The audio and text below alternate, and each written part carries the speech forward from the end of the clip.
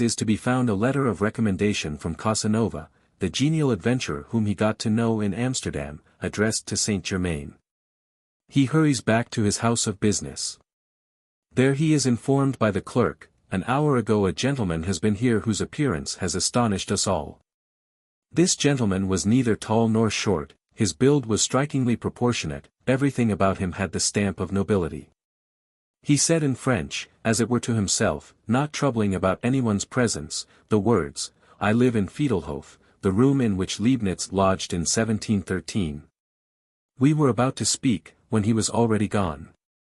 This last hour we have been, as you see, sir, petrified. In 5 minutes Fiedelhof is reached. Leibniz's room is empty. Nobody knows when the American gentleman will return home. As to luggage, nothing is to be seen but a small iron chest. It is almost dinner time. But who would think of dining? Graffer is mechanically urged to go and find Baron Linden, he finds him at the Ghent.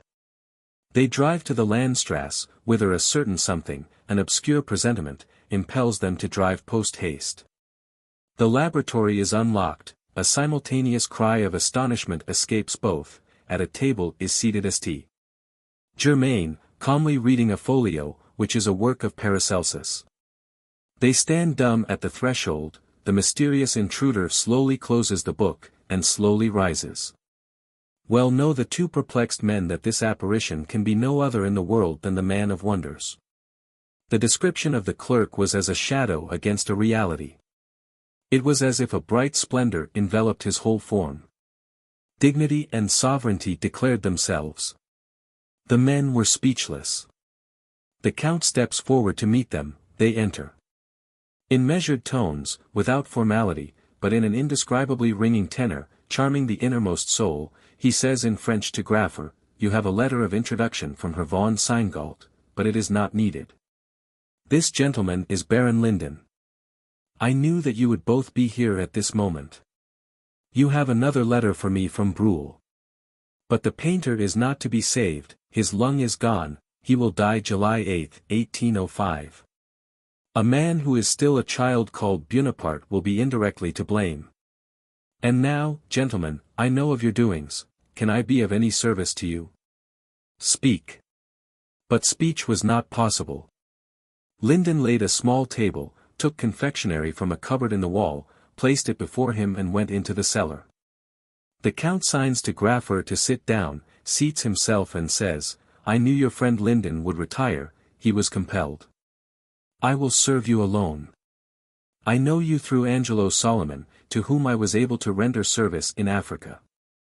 If Linden comes I will send him away again." Graffer recovered himself, he was, however, too overwhelmed to respond more than with the words, "I understand you, I have a presentiment." Meanwhile Linden returns and places 2 bottles on the table. Saint Germain smiles thereat with an indescribable dignity. Linden offers him refreshment. The count's smile increases to a laugh. "I ask you," said he, "is there any soul on this earth who has ever seen me eat or drink?" He points to the bottles and remarks, "This Tokay is not direct from Hungary. It comes from my friend Catherine of Russia.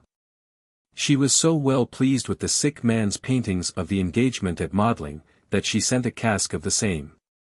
Graffer and Linden were astounded, the wine had been bought from Casanova.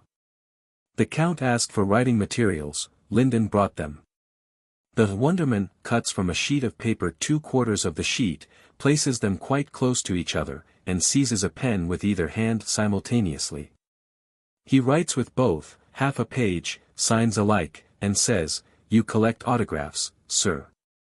Choose one of these sheets, it is a matter of indifference which, the content is the same." "No, it is magic," exclaim both friends, stroke for stroke, both handwritings agree, no trace of difference, unheard of.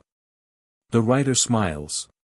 Places both sheets on one another, holds them up against the window pane, it seems as if there were only one writing to be seen, so exactly is one the facsimile of the other, they appear as if they were impressions from the same copperplate.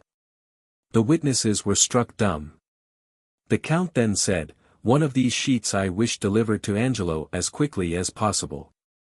In a quarter of an hour he is going out with Prince Liechtenstein, the bearer will receive a little box. St. Germain then gradually passed into a solemn mood. For a few seconds he became rigid as a statue, his eyes, which were always expressive beyond words, became dull and colorless. Presently, however, his whole being became reanimated. He made a movement with his hand as if in signal of his departure, then said, "I am leaving, its shade, do not visit me. Once again will you see me? Tomorrow night I am off, I am much needed in Constantinople. Then in England, there to prepare 2 inventions which you will have in the next century: trains and steamboats. These will be needed in Germany. The seasons will gradually change, first the spring, then the summer. It is the gradual cessation of time itself, as the announcement of the end of the cycle. I see it all. Astrologers and meteorologists know nothing, believe me, one needs to have studied in the pyramids as I have studied. Towards the end of this century I shall disappear out of Europe, and betake myself to the region of the Himalayas. I will rest, I must rest. Exactly in 85 years will people again set eyes on me. Farewell, I love you." After these solemnly uttered words, the Count repeated the sign with his hand. The 2 adepts, overpowered by the force of such unprecedented impressions, left the room in a condition of complete stupefaction. In the same moment there fell a sudden heavy shower, accompanied by a peal of thunder. Instinctively they returned to the laboratory for shelter. They opened the door. Saint Germain is no more there. Here, continues Graffer, my story ends. It is from memory throughout. A peculiar irresistible feeling has compelled me to set down these transactions in writing once more, after so long a time, just today, June 15, 1843. Further, I make this remark, that these events have not been hitherto reported. So herewith do I take my leave. 76. The curious character of Franz Graffer's sketches is striking. From other sources it can be learned that both of these Graffers were personal friends of Saint Germain, both were also Rosicrucians. And though no date is given of the interview here recorded, we can deduce it approximately from another article in the same volume, where it is said, St. Germain was in the year 88, or 89, or 90, in Vienna, where we had the never-to-be-forgotten honor of meeting him. 77. That the Comte de Saint Germain was also a Rosicrucian there is no doubt. Constantly, in the Masonic and mystic literature of the last century the evidences are found of his intimacy with the prominent Rosicrucians in Hungary and Austria. This mystic body originally sprang up in the Central European states. It has, at various times and through different organizations, spread the sacred science and knowledge with which some of its heads were entrusted the same message from the one great lodge which guides the spiritual evolution of the human race. Traces of this teaching, as given by our mystic, are clearly found, and are quoted by Madame Blavatsky, who mentions a cipher Rosicrucian manuscript 78 as being in his possession. She emphasizes also the entirely Eastern tone of the views held by M. de Saint Germain. The fact that M. de Saint Germain possessed this rare work shows the position held by him. Turning again to the Secret Doctrine 79 we find his teaching on numbers and their values, and this important passage links him again with the Pythagorean school, whose tenets were purely Eastern. Such passages are of deep interest to the student, for they prove the unity which underlies all the outward diversity of the many societies working under different names, yet with so much in common. On the surface it would appear that better results might have been attained had all these small bodies been welded into one large society. But in studying the history of the 18th century, the reason is evident. In Austria, Italy and France, the Jesuits were all-powerful and crushed out any body of people who showed signs of occult knowledge. Germany was at war, England also at war. Any large masses of students would certainly have been suspected of political designs. The various small organizations were safer, and it is evident that M. de Saint Germain went from one society to another, guiding and teaching. Of his constant connection with the Masonic circles we have other proofs. M. Bjornstall writes in his book of travels. We were guests at the court of the Prince Hereditary Wilhelm von Hessen-Kassel, brother of Karl von Hessen, at Hanau, near Frankfurt. As we returned on the 21st of May, 1774 to the castle of Hanau, we found there Lord Cavendish and the Comte de Saint-Germain. They had come from Lausanne, and were travelling to Kassel and Berlin. We had made the acquaintance of these gentlemen in Lausanne at the house of Broglio, 80. This is a most interesting statement, for it shows also the continued intercourse of M. d'Este. Germain with the Bentinck family, with whom he had so much intercourse in 1760 at The Hague. A Masonic friend 81 sends me the following information and extracts of letters, drawn from Masonic sources in the Royal Library in Wolfenbüttel. He says, "With this post I send you a photo of the letter from Count de Weldon to the Duke Friedrich August of Braunschweig, nephew of Ferdinand of Braunschweig, and also from Frederick II. of Prussia, his uncle. Dr. K. Weber in From 4 Centuries writes, Volume 1, p. 317. In October 1776 he came to Leipzig as V. Weldon, where he offered many secrets for the use of the town council, that he had gathered together during his travels in Egypt and Asia. The letter from Weldon is in the Wolfenbüttel Library, not in the archives. There I found various other remarkable letters. All are from and to Freemasons. Among others one from de Bosc, Chamberlain in Leipzig, who on the 15th of March, 1777 wrote to Father August of Braunschweig. After a mysterious stay, the actual St. Germain, known at the time under the name of Comte Wethlone, Weldon, who took great care to give us to understand that he had under this name his true quality of Prince Rakoczy, took a fancy to associate with me. From the Minister V. Worm, Dresden, on the 19th of May, 1777 from Dresden. I employed the fortnight I spent in Leipzig to feel the pulse of the famous St. Germain, who at the present time has taken the name of Comte de Weldon, and besides, at my request he came here to stay some time. I found him between 60 and 70 years old. The original letter of M. d'Este. Germain has been photographed and the translation is as follows, written from Leipzig. It has already been shown that by the church records he had a right to this name and was known and acknowledged as Comte de Weldon. Monseigneur. Will your Highness kindly permit me that I open my heart to you? I am hurt that the councillor, Mr. Du Bosc, used means which could not be agreeable to me, to make me known the orders you have entrusted him with, according to what he says in his letter, and which surely could by no means concern me. The Baron de Worm, as well as the Baron de Bischofswerder, will always be honourable witnesses of the rectitude and uprightness of the step I have taken, which was rendered necessary by the respect and the zealous and faithful attachment which I have dedicated to you for my whole life, Monseigneur. The delicacy enjoined me at first to say nothing about my motive. I will hasten as much as possible to carry out the affairs both important and indispensable for the locality I am in order that I may immediately afterwards have the inexpressible joy of paying my court to you, the best of princes.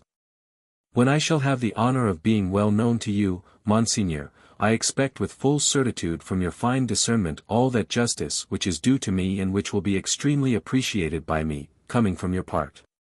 I am, in duty bound, your respectful, faithful and humble servant, Lucie de Weldon. Leipzig, May 8, 1777. More evidence of this visit is found in a letter from the Saxon minister von Worm, who was himself an earnest Mason and a Rosicrucian. Correspondence of the Prior L. with the minister Worm, O.D. Father a Sepulchro. Gimmern, June 3, 1777. The Asigna Tr. Gagomos has most certainly not gone to Cyprus, but to England. M. D. Saint-Germain chiefly on my account has come to Dresden. If he does not disguise himself in an extraordinary manner, then he will not suit us, although he is a very wise man. 82. Evidently a visit was expected which had to be disguised. This gives a clue to the reason why M. d'Este. Germain was travelling in Leipzig and Dresden under that name of Comte Weldon. According to Cadet de Gassecourt, he was travelling member for the Templars, going from lodge to establish communication between them. M. d'Este. Germain is said 83 to have done this work for the Paris chapter of the Knights Templar. Investigation proves him to have been connected with the Asiatische Brüder, or the Knights of St. John the Evangelist from the East in Europe, also with the Ritter de Lix, or Knights of Light, and with various other Rosicrucian bodies in Austria and Hungary, and also with the Martinists in Paris. He founded, according to Eliphas Levi, the Order of Saint Joachim, but this statement is not supported by any historical evidence at present forthcoming, though many of his students and friends were members of this body. Everywhere, in every order where real mystic teaching is to be found, can we trace the influence of this mysterious teacher. A letter of his to the Graf Gortz at Weimar is quoted, saying that he had promised a visit to Hanau to meet the Landgraf Karl at his brother's house in order to work out with him the system of strict observance, the regeneration of the order of Freemasons in the aristocratic mind for which you also so earnestly interest yourself. A summarized account from the Gartenlaub 84 fits in here. The letters are said to be authentic, and from internal evidence there is little doubt about it, for the information has to do with the Masonic work on which the Comte St. Germain was engaged. Karl August went to the Landgrave Adolf von Hessen-Philippsthal-Barchfeld. Saint Germain was there and was duly presented to the Duke, was charming in conversation, and the latter asked, after supper, his host about the Count. "How old is he?" "We do not know anything sure about it. It is a fact that the Count knows details which only contemporanean could tell in the same way. It is fashion now in Kassel to listen respectfully to his stories and to be astonished about nothing. The Count does not praise himself, neither is he an importune talk-teller, he is a man of good society, whom every one is glad to have. He is not much liked by the head of our house, Landgraf Frederick II, who calls him a tiresome moralist. But he is in connection with many remarkable men and has an extraordinary influence upon others. My cousin, Landgrave Karl of Hesse, is much attached to him, they work together in Freemasonry in other dark sciences. Lavater sends him chosen men.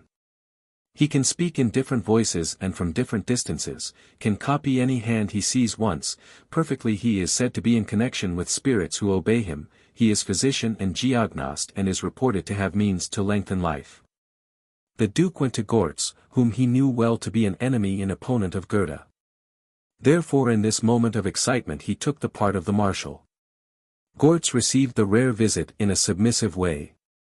When from slight hints he could notice that the Duke was not desirous to speak about Goethe, his countenance was still more brightened. "At the beginning of May, dear Marshal, I made a highly interesting acquaintance at the Landgrave's in Barchfeld," said finally the Duke, not without embarrassment. "An acquaintance which I wish to keep up. It was a certain Comte Saint Germain, who is staying at Kassel. Please write to this gentleman and invite him courteously to come over here." Gortz promised to meet this request within the shortest time and to the best of his ability. When the Duke had gone away, he sat down to his writing table and wrote as follows. Letter of Count Gortz. Triumph, dear Count. Your knowledge of men, your addresses conquer. You have foretold well, our gracious master is enchanted with you and asks you hereby, in due form through me to come to his court. You are really a wonder-worker, for his detested, plebeian favorite now totters.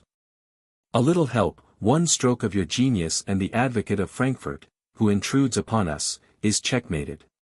Will you fight him openly now, or do you prefer to make first an incognito personal survey of the territory? Put down 1 or 2 mines for him and show yourself only when he is totally beaten out of the field. And then take his place with far more right and power. I leave all this to your sagacity. Rely upon me as before, entirely, and a small elite of faithful aristocrats, 1 or 2 of which you may wish to bind closer to you if you think it good. Always yours truly. Count Gortz, Marshal of Court. St. Germain's answer. Dear Count. I am quite ready to associate further with you and your companions in opinion, very grateful for the complaisant invitation. I will follow it later on. In the present moment I have promised to visit Hanau. To meet the Landgrave Karl at his brother's and work out with him the system of the strict observance, the regeneration of the order of Freemasons in an aristocratic sense which interests you too so much.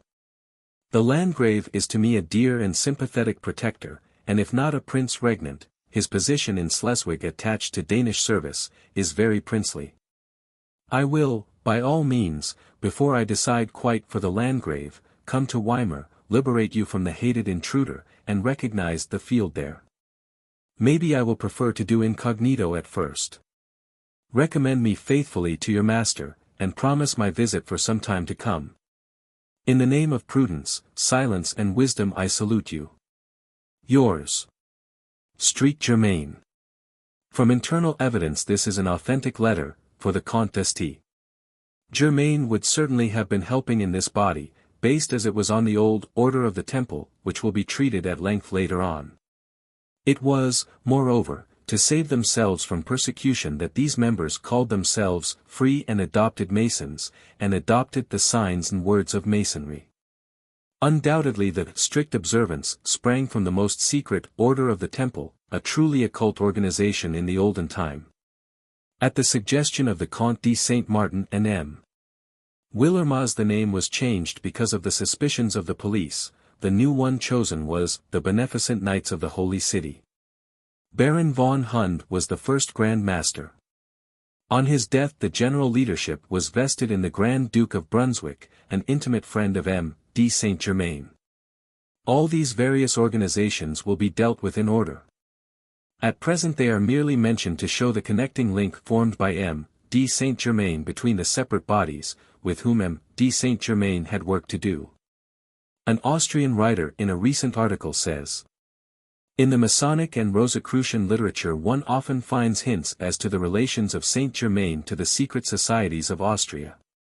One of Saint Germain's adherents in Vienna was Count J.F. von Kufstein, in whose lodge, in the house of Prince Auersperg, magical meetings were held which generally lasted from 11 p.m. to 6 a.m. Saint Germain was present at one such meeting and expressed his satisfaction with the workings. St. Germain collected old pictures and portraits, he was addicted to alchemy, believed in universal medicine and made studies as to animal magnetism. He impressed people, especially the higher classes, by his French manners, his wide knowledge and his talkativeness. This Bohemian, so much attacked by historians, played the part of a political agent during the peace negotiations between France and Austria. Again, he is said to have distinguished himself in the year 1792 in the Revolution. He was the Obermoor of many mystic brotherhoods, where he was worshipped as a superior being and where everyone believed in his sudden appearances and equally sudden disappearances. He belongs to the picture of Old Vienna with its social mysteriousness, where it was swarming with Rosicrucians, Asiatics, Illuminates, alchemists, magnetopaths, thaumaturgs, Templars, who all of them had many and willing adherents. Dar. Mesmer, who knew the Comte Saint-Germain well from his stay in Paris, requested him to come to Vienna in order that he might pursue his study of animal magnetism with him. St. Germain stayed secretly here and was then known as the American of the Felderhof, which latter became later on Los Zia House, in the Lugeck N. 3. Dr. Mesmer was much helped by the Count, and here in Vienna his, Mesmer's, teaching was written down. Soon Mesmer gained followers, but he was obliged to leave the town. He went to Paris where his Harmonious Society, a secret society of savants, continued to exist. In Vienna Saint-Germain came in touch with many mystagogues. He visited the famous laboratory of the Rosicrucians in the Landstrasse behind the hospital, where he instructed for some time his brethren in the sciences of Solomon. The Landstrasse, situated on the outskirts of Vienna, was for many centuries a region of spooks. Below in the Erdberg the Templars and the estates of their order, and outside town in the Simmering there was in the times of Rudolph II. The gold kitchen where the eccentric fraternity endeavored to make gold. It is certain that the Comte de Saint-Germain has been in Vienna in the year 1735, and also later. The arrival of the Count, who enjoyed at that time a great prestige, at once created a great sensation in the initiated circles. 85. The following is a list of some of the societies, more or less connected with Masonry, which had unknown heads. Translated they are as follows. The Canons of the Holy Sepulchre.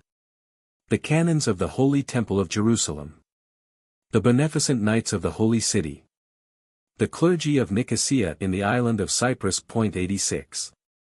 The clergy of Auvergne. The Knights of Providence. The Asiatic Brothers, Knights of St. John the Evangelist. The Knights of Light. The African Brothers. Then there are groups of various Rosicrucian bodies widely spread in Hungary and Bohemia. In all of these bodies enumerated can be traced clearly the guiding hand of that messenger of the 18th century, or of some of his immediate friends and followers. Again, in all of these groups can be found, more or less clearly, those fundamental principles which all the true messengers of the Great Lodge are bound to teach, such, for instance, as the evolution of the spiritual nature of man, reincarnation, the hidden powers of nature, purity of life, nobleness of ideal, the divine power that is behind all and guides all. These are the clues which show without possibility of doubt to those who search for truth, that lodge whence came the Comte St. Germain, the messenger whose life is here but roughly sketched. His work was to lead a portion of the 18th century humanity to that same goal which now, at the end of the 19th century, again stands clear before the eyes of some theosophists. From his message many turned away in scorn, and from the present leaders the blind ones will today turn away also in scorn. But the few whose eyes are opening to the glad light of a spiritual knowledge, look back to him who bore the burden in the last century with gratitude profound. Appendix I. Documents concerning the apartment in Chambord offered to the Comte de Saint Germain by Louis XV. 1758. National Record Office. Boxold Regime Blois and Chambord, Works, 1747–1760, 0.1326. Letter from M. Collet, manager of the castles of Chambord and of Blois, to the Marquis de Marigny, Director General of the Buildings. Chambord, May 10, 1758. Sir, I take advantage of the opportunity kindly offered me by the Comte St. Germain to accompany him to Paris in order to make some arrangements concerning him as well as to transact some business which must be finished by the end of next week. I hope that during those few days you will allow me to wait upon you. M. De Marigny to M. Collet. Marigny, May 19, 1758. Sir, I willingly give you permission to profit by the opportunity you have in accompanying the Comte de Saint Germain to come to Paris and stay here. M. Collet to the Marquis de Marigny. Chambord, December 4, 1758. Sir, the Comte de Saint Germain arrived at Chambord on Saturday last with 2 gentlemen. He will stay for 5 or 6 days and then goes to Paris, having the kindness to take me with him. I hope as soon as I arrive to have the honor, sir. M. Collet to the Marquis de Marigny. Chambord, May 8, 1758. Sir, the Comte de St. Germain arrived here on Saturday last, this being his second visit to Chambord. I had 2 rooms prepared for some of his people as well as 3 more with kitchens and offices on the ground floor for his accommodation. I have had no alterations made in this part of the castle but only urgent repairs. The Abbé de la Pagerie to M. de Marigny. Blois, August 12, 1758. Sir, not being fortunate enough to live sufficiently near to you to pay my respects, I make up for it by writing in order that I may recall myself to your memory. I am most grateful for the civilities with which you have honored me which will ever remain dear in my memory. I fully appreciate them and none can be more devoted to you than myself. I often see M. Bigon who has the honor to be known to you, he is quite engrossed in his building operations which are very fine. M. de Saint Germain who arouses the curiosity of the whole country is constantly expected. I have met him twice at dinner parties. He seems to be a man of great knowledge and guided by principle. Poor M. de Saumery, the governor of Chambord cannot last much longer, his leg is in a terrible state. Answer of M. de Marigny to the Abbé de la Pagerie. Versailles, September 2, 1758. I have received, sir, the letter of the 12th inst which you did me the honor of writing to me. It is a fact that the king has granted to M. St. Germain lodgings in the castle of Chambord, and you are right in saying that he is a man of worth. I had the opportunity of convincing myself of the fact in various interviews which I have had with him, and real benefits are to be derived from his superior knowledge. The following correspondence took place with regard to some dwellings round the castle of Chambord. M. de Saumery, governor of the castle, to the Marquis de Marigny. Paris, April 15, 1759. I consider that these outhouses will do as lodgings for the use of the workmen that the Comte de Saint-Germain will bring here for the establishment of his manufactory. On April 5, 1759, an order had been given that the said outhouses were to be rented for the benefit of the king, it therefore does not seem that M. de Saint-Germain had the use of them. The Marquis de Marigny to the Comte de Saint-Florentin. Versailles, September 8, 1760. Sir, I have the honor to inform you of an affair which took place in the court of Chambord Castle at 10:30 p.m. on the 26th ult. The principal actor in it being Sieur Barberet, or Barbers, who is lodging there in the service of M. de Saint-Germain. This latter has spent the year in Holland and went from thence to England. It was an attempt by this man to stab M. Collet with his sword. The Comte de Saint-Florentin to the Marquis de Marigny. Versailles, September 15, 1760. I am writing to M. de Saumery, governor of Chambord, to know why Sieur Barbers, who is in the service of M. St. Germain, remains in the castle. The Sieur de Barbers appears to have tried to reserve for his own use 2 gardens to which he had no title. M. de Saumery seems to have secretly supported him in opposition to M. Collet. M. Collet to the Marquis de Marigny. Still with regard to the Barbers affair. Chambord, June 16, 1760. The Sieur Barbers is still here. He is causing his followers to spread a report that M. St. Germain is in Paris and may be here within the fortnight, and that what has been said about him will not be forgotten, and that the Gazette has purposely said what it has. Appendix 2. Correspondence between the Duc de Choiseul and the Comte d'Affry with regard to the Comte St. Germain, from the archives in Paris. Record Office of Foreign Affairs, Paris. Holland. Number 557. Folio 153. The Hague, February 22nd, 1760. Received February 26th, answered March 10th. Your Grace. M. d'Asta writes to say that there is at Amsterdam a certain Comte Saint-Germain whom I believe once spent a long time in England and who affects many peculiarities. He speaks in an extraordinary way of our finances and of our ministry, and affects to be entrusted with an important mission with respect to the financial position of the country. d'Affry. d'Affry to the Duc de Choiseul, in cipher. No. 562, folio 200. State Record Office, The Hague. March 7, 1760. People who came here from Amsterdam for the festivities, the wedding of Princess Caroline with the Prince of Nassau-Dillenburg, as well as a letter from M. d'Astier which I received today, go to prove that M. de Saint-Germain continues to make the most extraordinary assertions in that town. Number 563.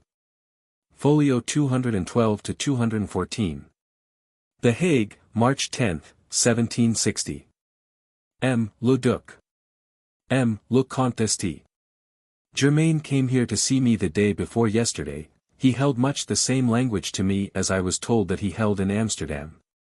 He has just left my house and his conversation has been on the same subject. He told me in the first place that he could not give me a sad enough picture of the state of our finances, that he entertained a certain scheme, the marriage of the Princess Clementine Caroline, for recruiting them. And, in a word, that he would save the kingdom. I let him say as much as he would, and when he left off talking I asked him if the Controller General knew of his scheme. He said no, and he took the opportunity of telling me much evil of the predecessor of M. Bertin. He seemed to me to be especially inimical to Messrs. Paris de Montmartel and Duverney. He told me that he was closely connected with M. The Marechal de Belle-Isle, and he showed me 2 letters from him that he has received since he came to Holland, in which M. de Belle-Isle speaks graciously to him of the ardour of his zeal, but they contained mere generalities and no particulars. I confessed to M. de Saint-Germain that I did not altogether understand his scheme, and he owned on his side that he explained it badly and said he would bring me the plan of it tomorrow.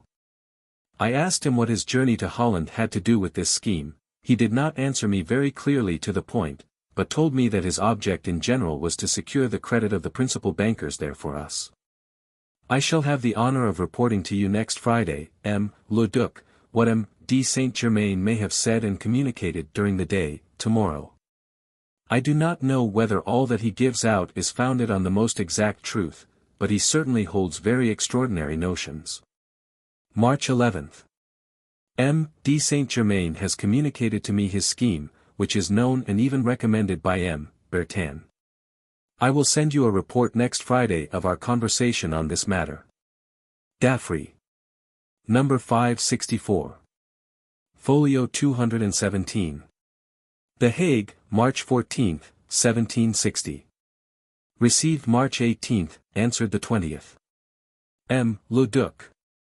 I have seen the scheme of which M. de Germain had informed me. I have sent it back to him, and I shall take the first opportunity of telling him that affairs of this kind have nothing to do with the ministry with which I am honoured. I could not meddle with them unless so commanded, and desired to exert myself to find credit for His Majesty's funds in Amsterdam or in other towns in Holland. I think I have discovered the cause of M. de Saint-Germain's antipathy towards Messrs. Paris de Montmartel and Du Verney, in Article 11 or 12 of the draft of the edict, which states that there will be a cash account. As this article struck me on first reading it, I remarked to M. de Germain that this cash might prove an immense treasure to those who managed it. He replied briskly that if Messrs. Paris were allowed to become masters of it, they would soon become so of the whole finances of the kingdom, and that he had come to Holland solely to complete the formation of a company adequate to the responsibility of this fund. In which case I think he would be annoyed to see it pass into other hands than those of his associates, if this scheme were adopted. M. de Saint-Germain told me that M. Bentinck de Roon had complained to him of my reserve towards him, and that I never spoke to him on matters of business. He added that M. Bentinck had assured him that no one was less English than himself, that he was a true patriot and more French than I believed. I replied to M. de Germain with general commonplaces, so as to make him feel, however, that I thought it strange that M. de Bentinck should have given him this commission, and still more strange that he should have undertaken it. I have considered it my duty to report to you all that has taken place between this man and myself. D'Affry. Folio 239. Versailles, March 19, 1760. Sir. I send you a letter from M. de Germain to the Marquise de Pompadour, which in itself will suffice to expose the absurdity of the personage. He is an adventurer of the first order, who is moreover, so far as I have seen, exceedingly foolish.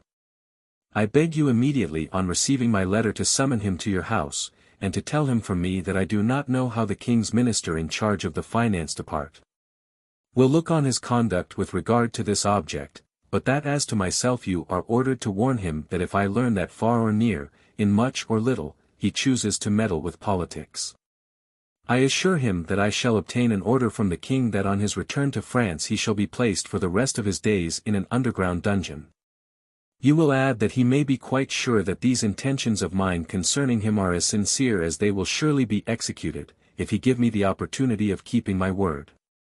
After this declaration you will request him never again to set foot in your house, and it will be well for you to make public and known to all the foreign ministers, as well as to the bankers of Amsterdam, the compliment that you have been commanded to pay to this insufferable adventurer. Folio 215. Letter from the Comte de Saint-Germain to the Marquise de Pompadour. March 11, 1760.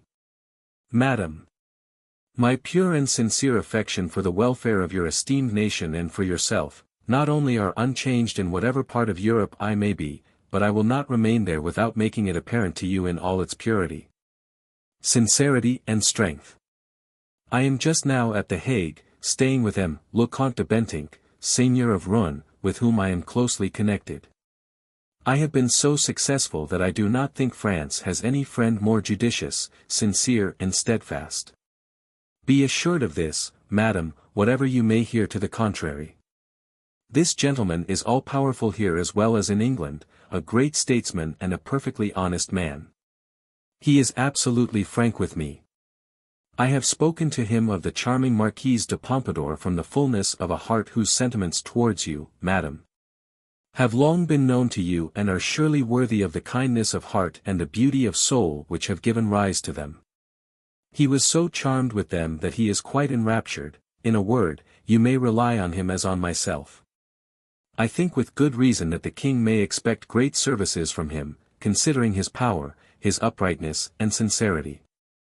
If the king thinks that my relations with him can be of any help, I will not spare my zeal in any way for his service, and my voluntary and disinterested attachment to his sacred person must be known to him. You know the loyalty that I have sworn to you, madam, command, and you shall be obeyed. You can give peace to Europe without the tediousness and the difficulties of a congress.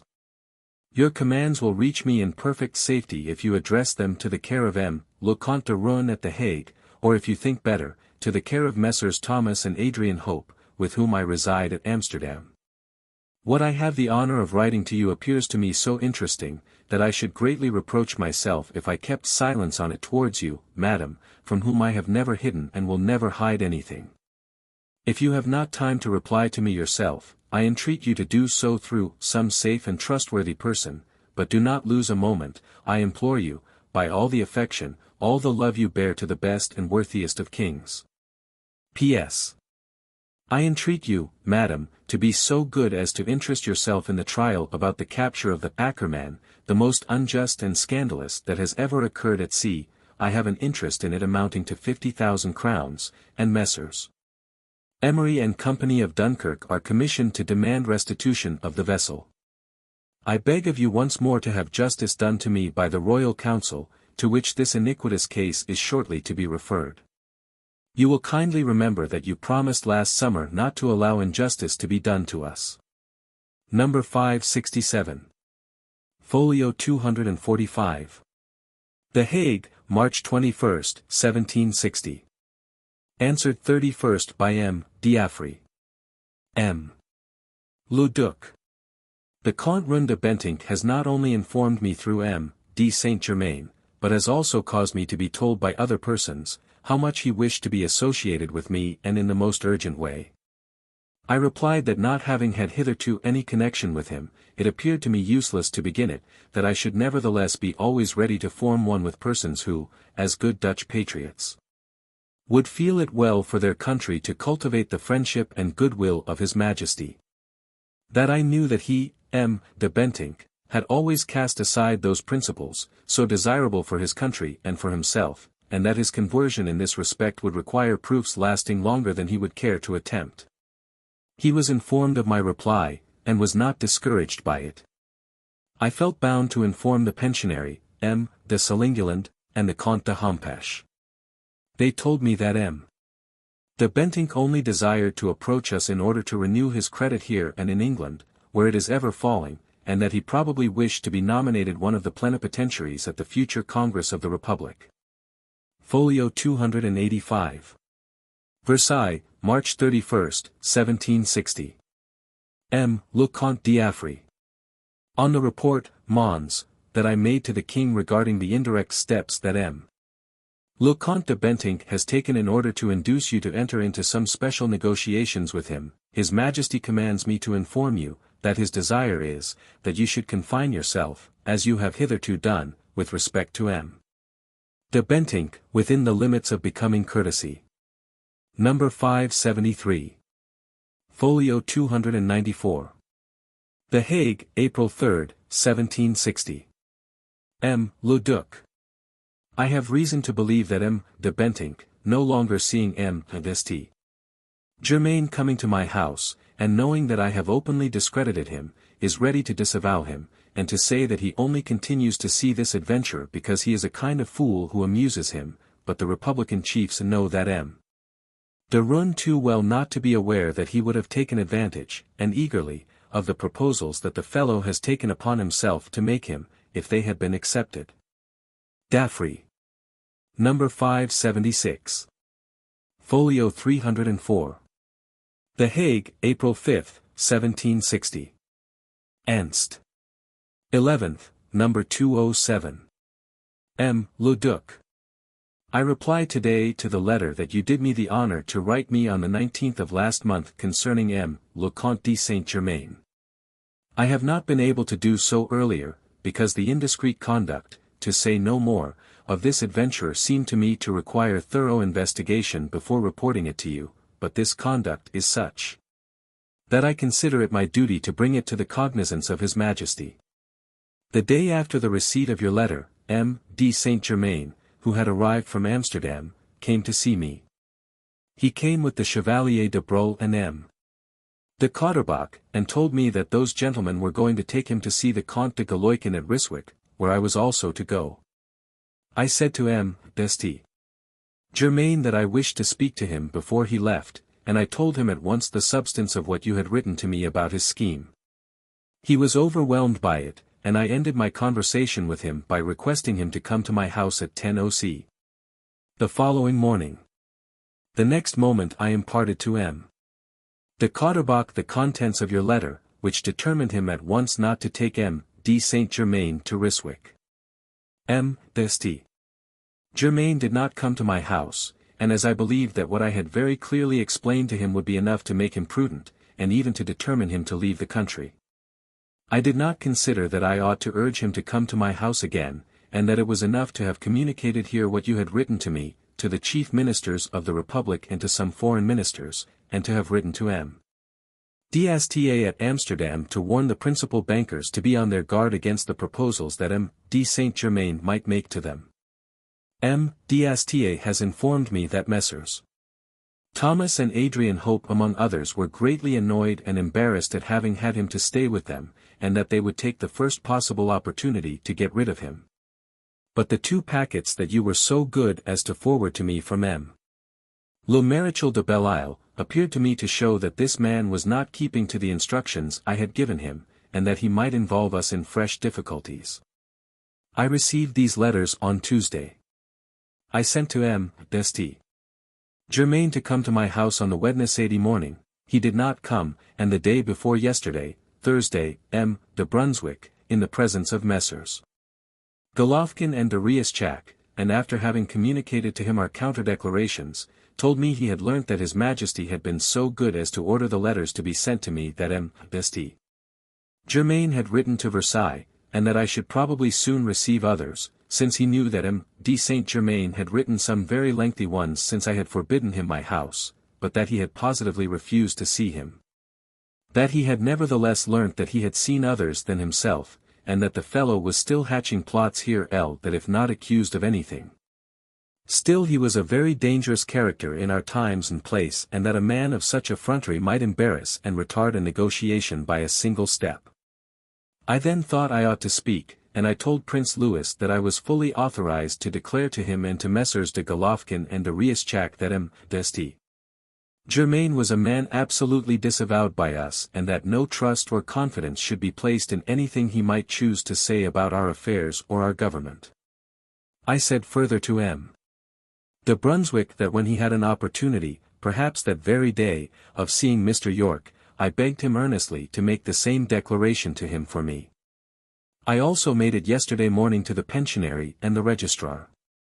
On my return from Ryswyck the evening before last, I sent to request M. de Saint-Germain to pay me a visit. He was not found at home. I sent him a card of invitation to come to me here yesterday morning at 8 o'clock. I was obliged to send again to find him, and he came at last. I did not think I ought to pass on to him the letters of M. Belleisle, for fear of the bad use he might make of them, but I told him that M. Le Maréchal had told me by the express order of the king that I was to listen to all he had to say to me.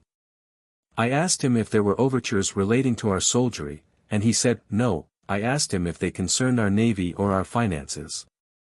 And again he said, no, to which I replied that they could only be political, and thereupon I read him all that you wrote me as to the fate that awaits him if he returns to France. At first he affected great indifference, then he expressed astonishment at the treatment with which such a man as himself was threatened, but he seemed to me to be at last troubled by it.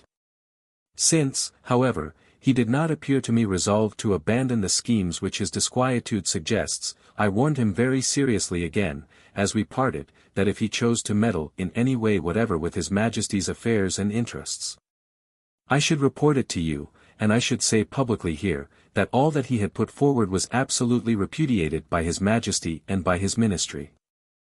I went at once to keep my appointment with Mr. Yorke, after having dismissed the matter which I reported to you in my dispatch under number 575. I asked Mr. Yorke if M. de Saint Germain had been at his house. He told me that he had been there twice. That on the first visit he had spoken to him of the peace, and that he had replied merely with generalities about the sincere desire of England to see an end of the war. He said that on the second visit, he, Mr. Yorke, had become more reserved because he then knew that my house had been forbidden to M. de Saint Germain. He added that the Duke of Newcastle had written to him with reference to the report he had given of this man's first visit, that he might tell him in reply that overtures of peace on the part of France would always be welcomed in London, through whatever channel they might come, but I do not know whether Mr. Yorke communicated this reply to him. I beg of you, M. le Duc, to communicate this dispatch to M. le Maréchal de Belle-Isle, and I am very sure that he will cease all correspondence with a man whose conduct is such as I have described to you. I add here a packet for M. de Belle-Isle by private express, in which I return him with my letter the 2 letters which he had sent me for M. de Saint Germain. I ought to tell you further that M. de Germain has the assurance to assert everywhere, and even to tell me that His Majesty has been so good as to grant him Chambord, on the same terms as granted to the late M. le Maréchal de Saxe, excepting the revenues, which he said he should not have wished to have. D'Affry. Number 578. Folio 312. The Hague, April 8, 1760. RCD, 12th, Anst. 24th, number 209. M. le Duc. I was informed yesterday that although M. de Saint Germain continued to see M. de Bentinck de Roon, I might rest assured that M. de Saint Germain had said that I could not do otherwise than carry out your wishes, that he knew you did not like him, but that if you had a place in His Majesty's council, he also had the same. I replied that assertions so absurd could mislead no one, and that I should consider it derogatory to my ministry to contradict them. This information was given to me by one of the Republican chiefs who in fact is an enemy of M. de Bentinck, but whom I have always known as an honorable man. M. de Saint Germain is absolutely discredited, and he will meet with no credence here from any foreign minister or minister of the Republic. But I considered it my duty to make you acquainted with all this, because this man may give false impressions and such as would be disadvantageous to us, as to a pretended division in our ministry, which does not exist. D'Affry. Number 206. Versailles, April 11, 1760. To M. le Comte d'Affry. I will reply first, Monsieur. To the letters that you have done me the honor to write me on the 3rd instant as to the different objects of the dispatches which formed the correspondence which was forwarded to you by my last courier. You have seen, Monsieur, by the special letter that I had the honor of writing to you about M. de Saint Germain the opinion that I held as to this insufferable adventurer.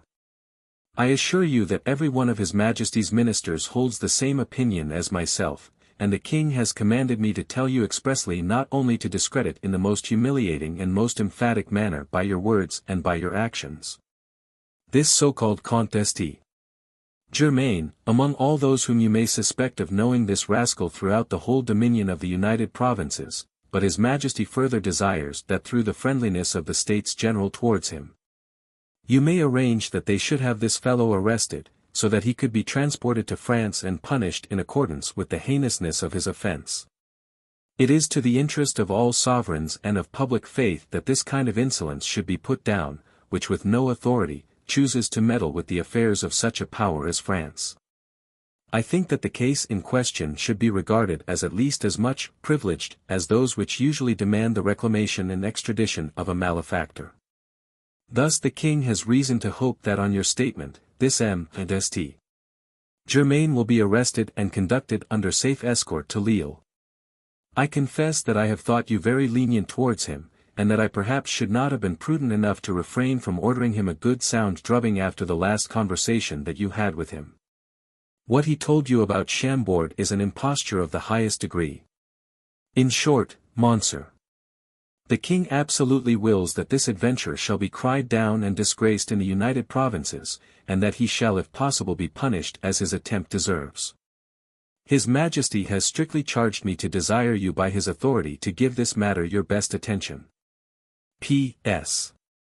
Would it not be possible, besides the request to the States General for the arrest of this St. Germain, to have an article inserted in the Dutch Gazette which would set down this rascal once for all, and be an example to all impostors who may wish to imitate him? The king furthermore, has approved of this course, and you will carry it out in full, if you consider it possible.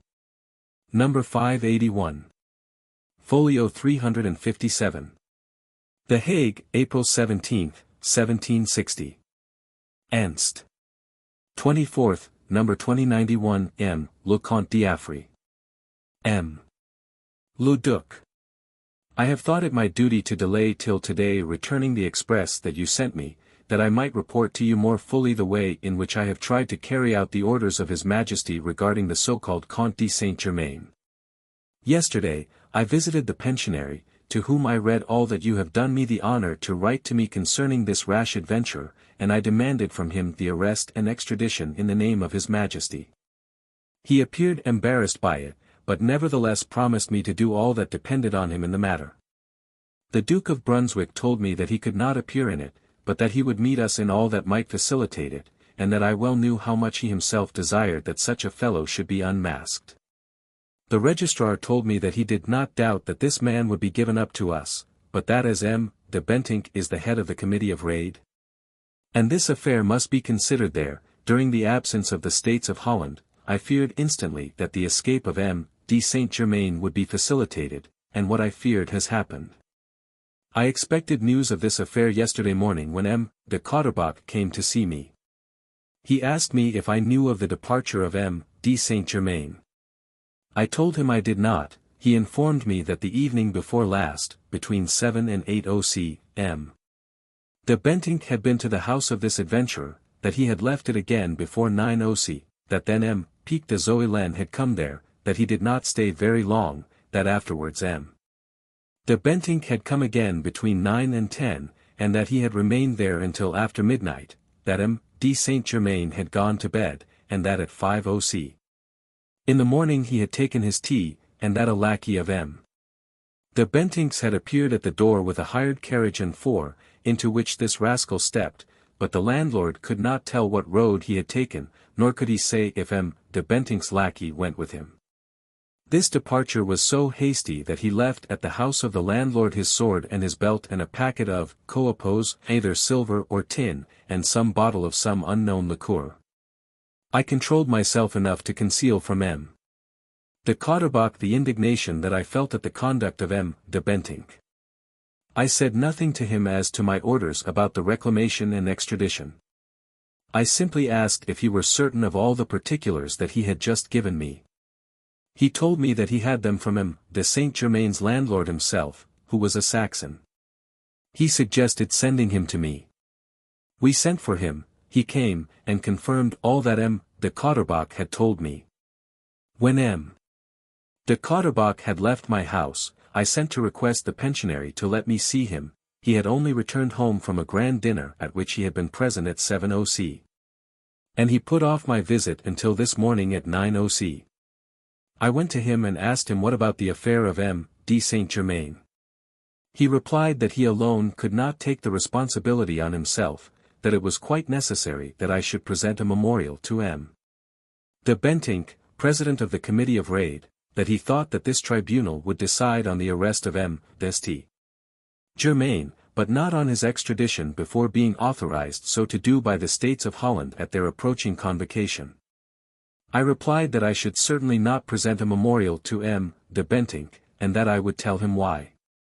I then told him the particulars of M. d'Este Germain's departure, and of what preceded it, excepting the circumstances which might compromise the host, and I told him these details in a way to make him believe that I had discovered the comings and goings of M. de Bentinck in the house, and the appearance of his hired lackeys with the carriage, only through the careful watching of my spies. He seemed to me to be honestly indignant at all that he heard. I said that since the escape of the adventurer had been furthered by the Hague, he had perhaps sought refuge at Amsterdam, and that I was going to write to our commissary of marine, M. d'Este, to request that this scoundrel be arrested in the name of His Majesty, and detained under safe guard until I received final orders. In fact, I wrote him the letter of which I now append a copy. I then told the pensionary that as the adventurer might take refuge in some other province of the States General, I should at once request His Majesty's permission to present a public petition to their High Mightinesses. And that if the province of Holland in particular, or any other, should refuse this act of justice or seek to evade it by furthering the escape of M.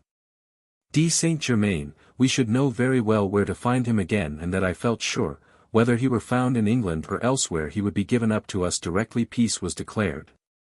This last seemed to me to embarrass the pensionary greatly, and I should not be surprised if he were arrested at Amsterdam on our requisition, but I am persuaded that he will not be there, and that he will have already gained the frontier of the Republic.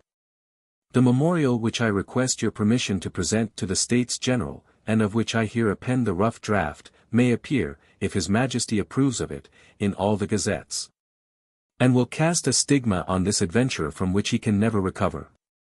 It is a kind of injudicial condemnation, which will brand him throughout Europe.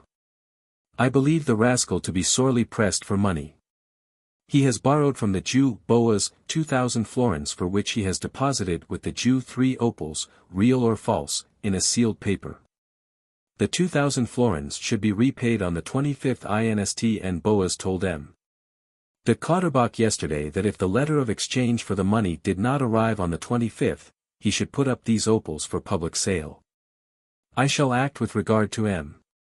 de Bentinck as you desired me in your last dispatch, unless His Majesty should give me fresh orders in this respect, and if I meet him one of these days I shall speak to him of M. d'Este Germain and his departure, without committing myself, but so as to force him to disavow his conduct altogether, and his connection with this adventurer.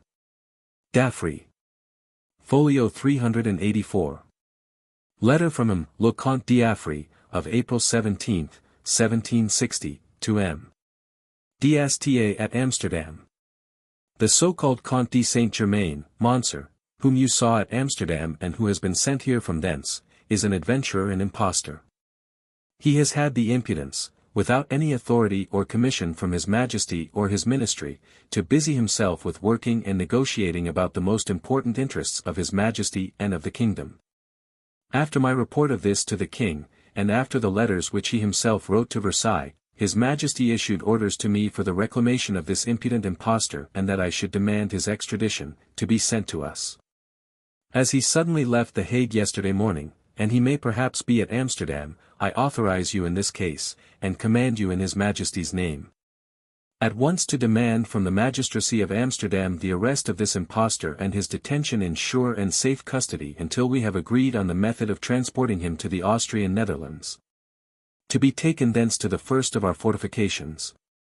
I here append a letter for Messrs. Hernica and Company, in which I request them to be security for you in the expenses that this commission may require, for which you will answer in my name and under the guarantee of these gentlemen.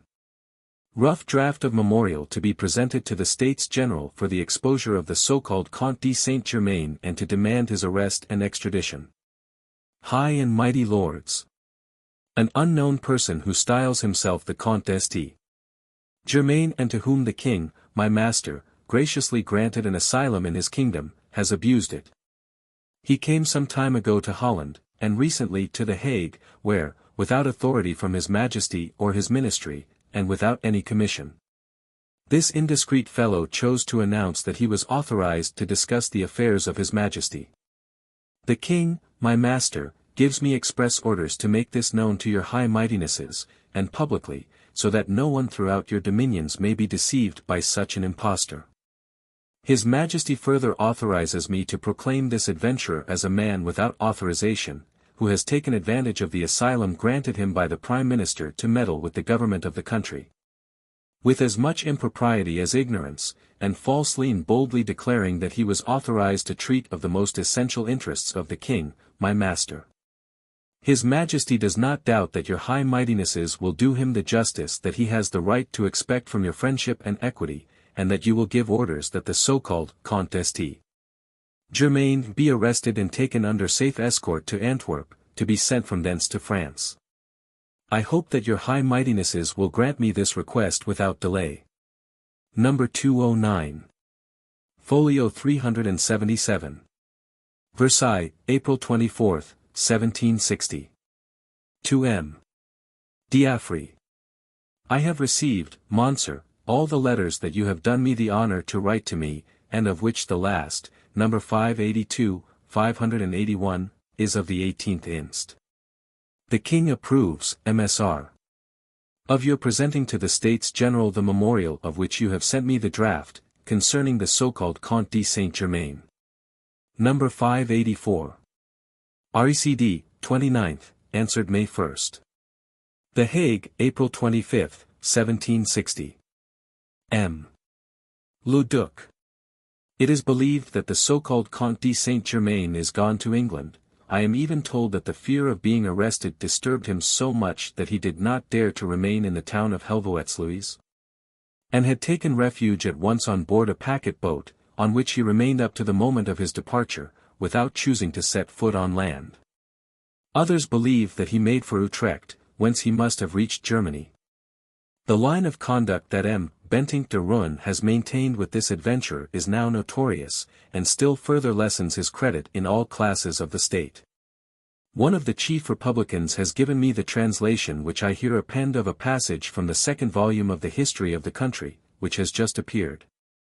You will see from it, M., that an attempt is made to unmask M. de Bentinck, not only to those who compose the government but also in the bourgeois class and among the people, by means of a Dutch book which is generally read in the 7 provinces. The indecency with which he strove to make himself agreeable to the people at the time of the Revolution is a thing that we could never forget.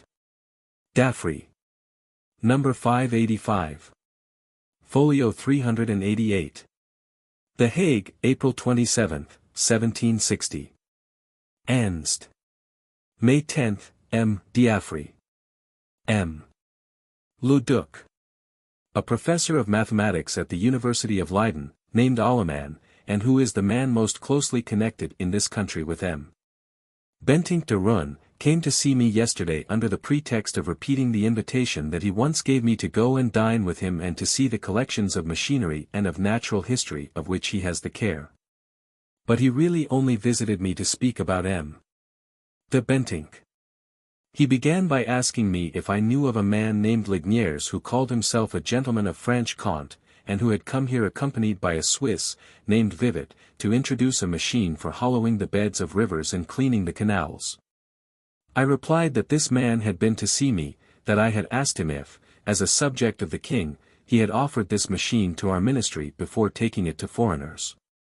That Lignières had told me that he had performed this duty, but that the machine had not been accepted, that I did not think much of it from what Lignières told me and from what I knew of forcing methods and their friction. I added that what gave me the worst opinion of this undertaking was the protection given to its promoters by the Comte de Saint-Germain, who had recommended them to me. Alleman told me that he was very glad to have the opportunity of gaining information as to everything concerning this celebrated man, if I would kindly give it to him. I replied that I would conceal nothing from him, and I then gave him the whole history of this adventurer since his arrival in Holland, assuring him that I was convinced that M. de Bentinck would altogether disavow what such an impostor had put forth in his name. Upon that I gave him a detailed account of all the impostures that the adventurer had practiced here. He seemed surprised at it, and I did not conceal from him how much surprised I was myself at the conduct of M. de Bentinck up to the moment of the adventurer's escape. M. Alleman made but a poor defense for him on that point, and then leaving M. de Saint-Germain, he spoke of M. de Bentinck exactly as M. de Saint-Germain had done, telling me among other things that M. de Bentinck throughout his conduct, had no other object than the interests and the welfare of the country. That my estrangement with regard to him was merely because I knew him only from the reports of his enemies, and that if I would take means to become personally acquainted with him I should soon give up my prejudices against him. I replied, that at the beginning of my residence here I had endeavored to make M. de Bentinck's acquaintance, and this is the simple truth, but that he had always refused the advances I had made, and I own that they did not continue long, because I soon saw that he did not respond to them. I said further that M. de Bentinck's behavior on the departure of M. de Saint-Germain from The Hague did not appear to me to show any sign of the desire he suggested to oblige us. M. Allemand replied that he did not know what had occurred as to that, but that he could assure me that M. Bentinck had a real desire to know me.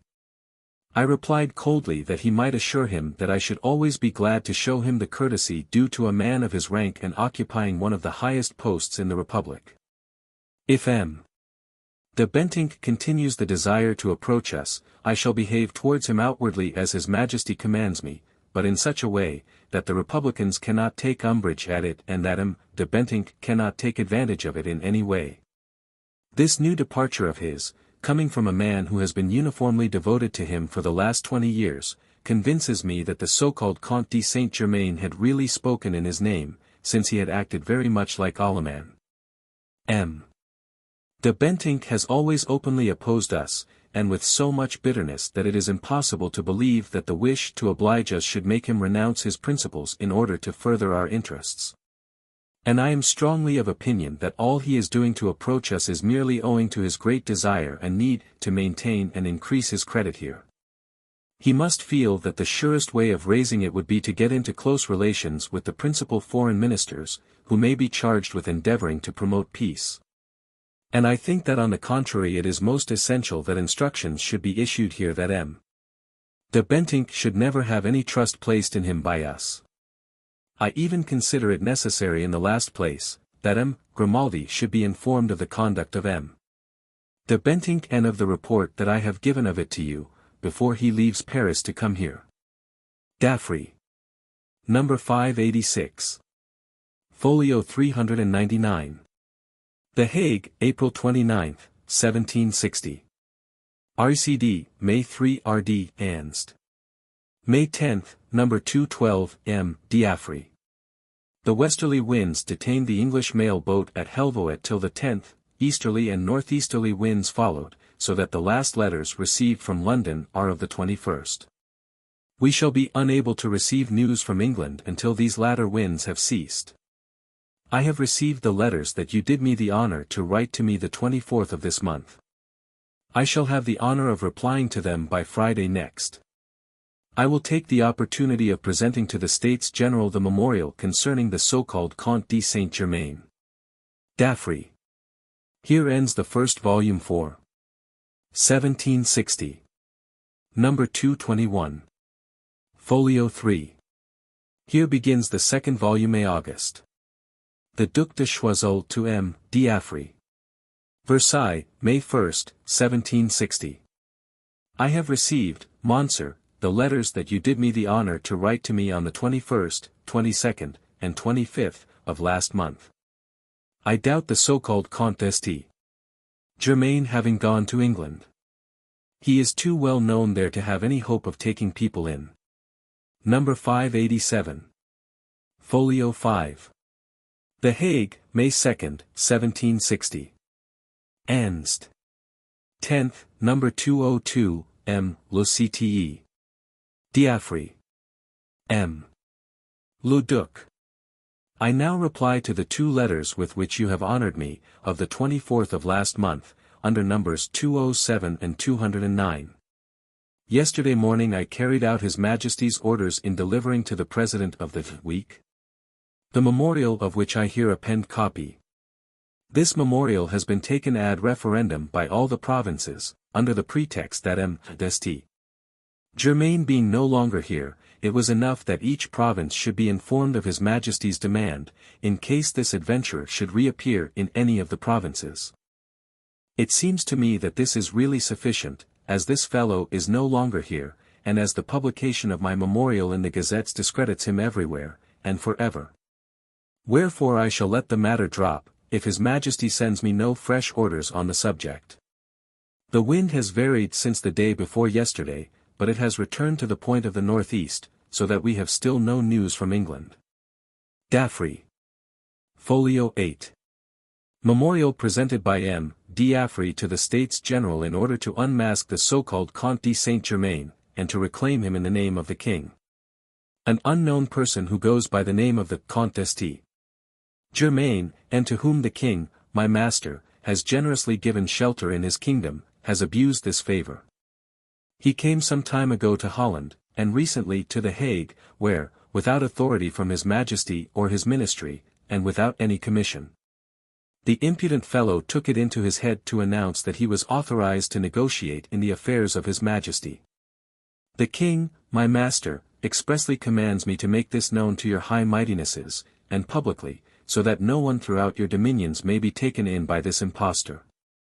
His Majesty further commands me to reclaim this adventurer as an unauthorized man who has abused in the highest degree the shelter given to him, by meddling with and discussing the government of the kingdom, with as much impropriety as ignorance, and by falsely and boldly asserting that he was authorized to treat on the most important interests of the King, my master.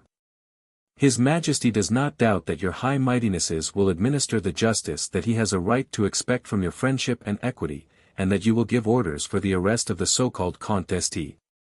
Germain and his removal under safe escort to Antwerp, to be taken thence to France. I hope that your high mightinesses will grant me this request without delay. Issued at The Hague, April 30th, 1760. Signed L. C. D'Affry. Number 588. Folio 11. The Hague, May 5th, 1760. Monsieur le Duc. I have appealed to the pensionary, I have requested him to clear away this difficulty. It is a question of guns and ammunition sent from Sweden to Amsterdam. He has not ventured to undertake it, and has constantly declared to me that it was necessary that I should present a memorial to the Committee of Raid, and that I should send it to M. de Bentinck, who is at the head of it.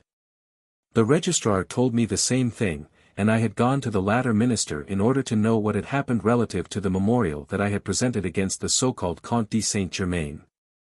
M. de Bentinck came to join me. I took this opportunity of saying before him all that I thought of this adventurer. I even said that he had compromised him in his letters, and that I was fully persuaded that it was unauthorized by him. But I said nothing to him of what I knew he had done to countenance the man before his departure. M. de Bentinck made no reply and remained greatly embarrassed. I then spoke of the memorial that I had to send to him, and nothing could be wetter than the way he talked of that. I went to see him the next day. He received me in his grand apartment, and gave me the most cordial welcome. He told me that what I demanded would not raise the slightest difficulty, and in fact I received that very day the order from the Committee of Raid not only for permitting the passage of our artillery, but also for the immediate return of the money deposited at the different bureaus. M. de Bentinck has affected to assist us on this occasion as promptly as we could well desire, but we can only attribute this to its being to his interest to appear on good terms with us. But I shall never swerve from the line of conduct that His Majesty has deigned to indicate to me regarding him. D'Affry. Number 590. Folio 17. The Duc de Choiseul to the Comte d'Affry. Versailles, May 10, 1760. I have received, Monsieur, all the letters that you have done me the honor of writing to me, numbers 585, 586, 587, the last of which have been forwarded to me by the express that you sent me on the 5th inst. And which I return to you without delay. M. de Bentinck does not deserve that we should trouble ourselves very much about him. We have long known how far to trust his designs, and some very equivocal demonstrations of repentance will not undo 20 years of odious and improper proceedings on his part, relating to France. I have already seen in some gazettes your memorial on the so-called Comte de Saint-Germain. I will have it inserted also in that of France, and this publication will at least in part accomplish our object regarding this adventurer. Number 593. Folio 37. The Hague, May 12, 1760. M. Le Duc.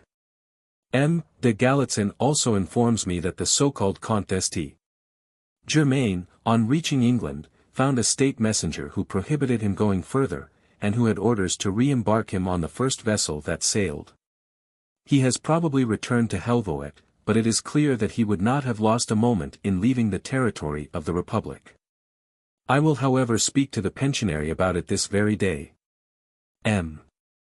De Galitzin adds that the English minister would not allow the Comte d'Este Germain to be in London, because he believed that we only affected to be displeased with him in order to give him a pretext for going there and more assured means of serving us there. But the memorial which I have published can leave no further suspicion as to this. D'Affry. Number 595. Folio 45. The Hague, May 14, 1760. M. Le Duc. Yesterday afternoon I saw M. York. I dictated to him what was underlined in your dispatch. Before we parted I asked M. York the history of the so-called Comte de Saint-Germain. He told me that this adventurer had not been arrested at Harwich, but that he had been so on reaching London, under an order from Mr. Pitt, and that a head clerk of this minister had been to question him, that the evidence of this head clerk showed that the Comte de Saint-Germain had seemed to him a sort of lunatic, in whom, however, he discovered no evil intent. On this report the minister desired this adventurer to be told that having here and elsewhere given proofs of his incautiousness, it was not fitting that he should be permitted to be in London, nor in England. And consequently he has been reconducted to Harwich. He returned to Helvoetsluis and went on immediately to Utrecht, and from thence to Germany. M. York thinks that he will go to Berlin, or join his Prussian Majesty. I asked him if it was true that this proceeding on the part of this adventurer had really been caused by the distrust of the English minister. He replied that he was entirely ignorant of the motive, but that he had informed his ministry that he had no doubt that it was from a wish to oblige us. D'Affry.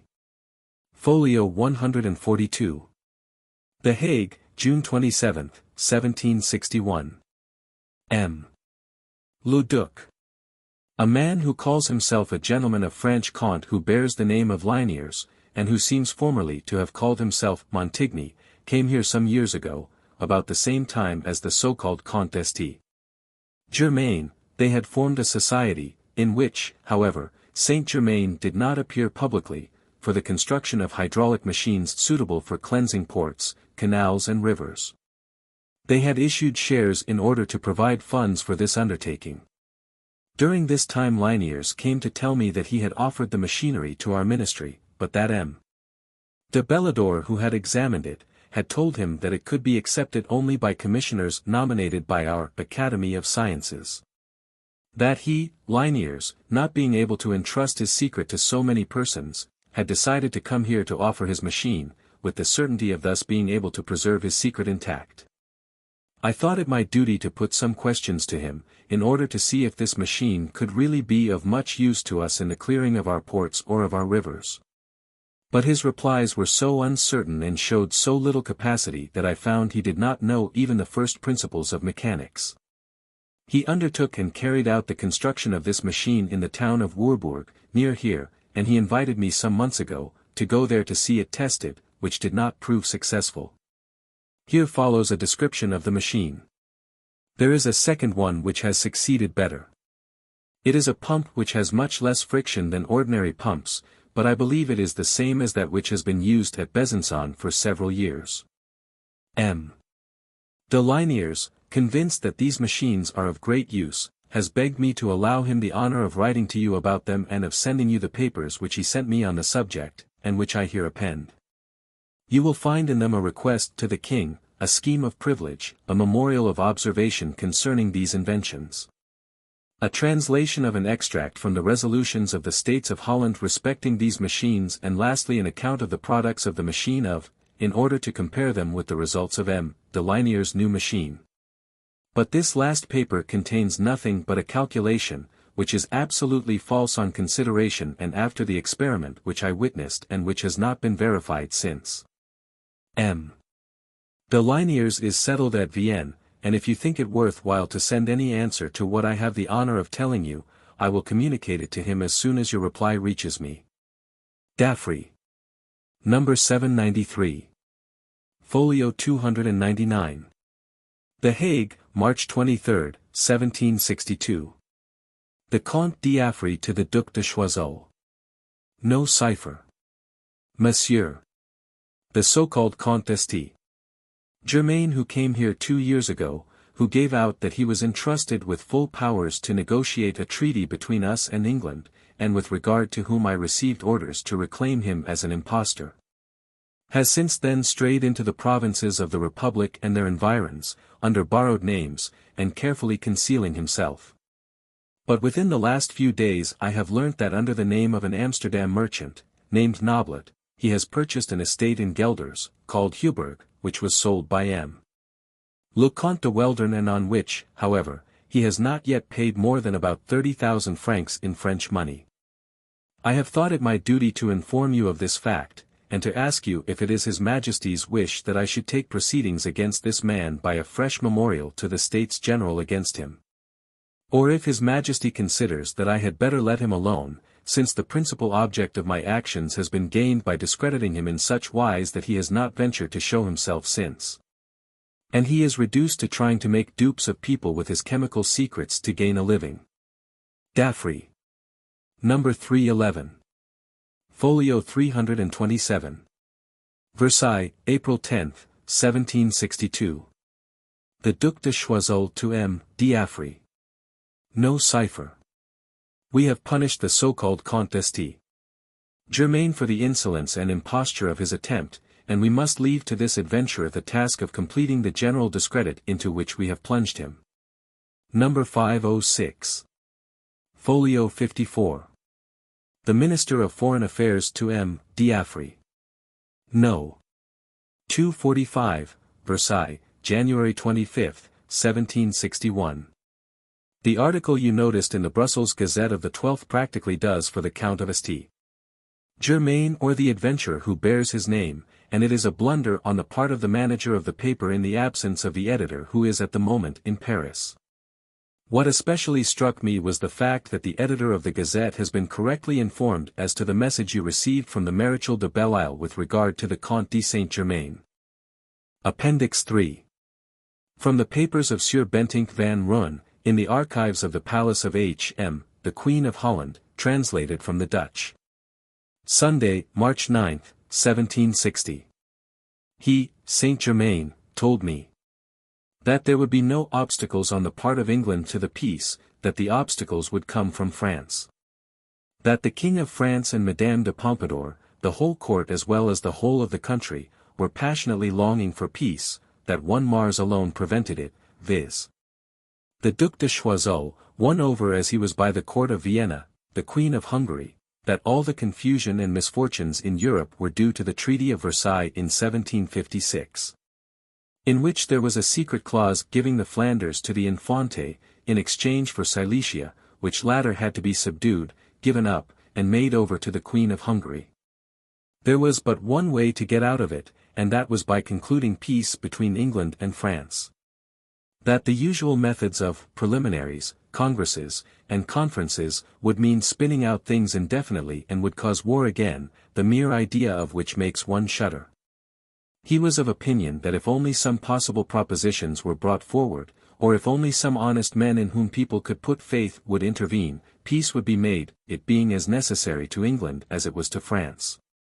That the King and Madame de Pompadour wished it fervently, that the King of England wished it not less, that the Duke of Newcastle and Count Granville, Charles Forenched, were very much in favour of it, speaking of Chesterfield. He said firmly while looking fixedly at me to see what I would answer, Chesterfield is a mere trifler, that Pitt who now made common cause with the two others, had always crossed him hitherto, but that Pitt was hated by the King. That a Scotchman of the name of Cranmon who lived in Paris had received a letter from Neuville in Amsterdam, in which he was warned to be prepared to receive him, that Cranmon received another letter from London which came actually via Brussels. And that this latter contained suggestions for making a separate peace between France and England. That these suggestions came from the Duke of Newcastle and from Lord Granville, that this letter had been communicated to him by Madame de Pompadour. He gave details. She was in bed. That her delight was great, she told him to mention it to Choiseul, that he remonstrated but ended by obeying, that Choiseul rejected everything. Concerning Amsterdam, St. Germain spoke of its greatness, of the number of its inhabitants, its treasures, its money circulation, its superiority in this respect to London, Paris and any other city in the world. Tuesday, March 11, 1760. He told me that he had informed Madame de Pompadour of what had passed between himself and me and that he had also written to the minister to that effect. When I asked him how the minister would receive the news, he said with a smiling but assured look that changes would be soon taking place at Versailles, giving me to understand that it would not be in Choiseul's power to prevent peace for long. Wednesday, March 12, 1760. That he had spoken to D'Affry on the subject of myself, and had told him that he would do wrong and fail in his duty to his master if he neglected me. Sunday, March 16, 1760.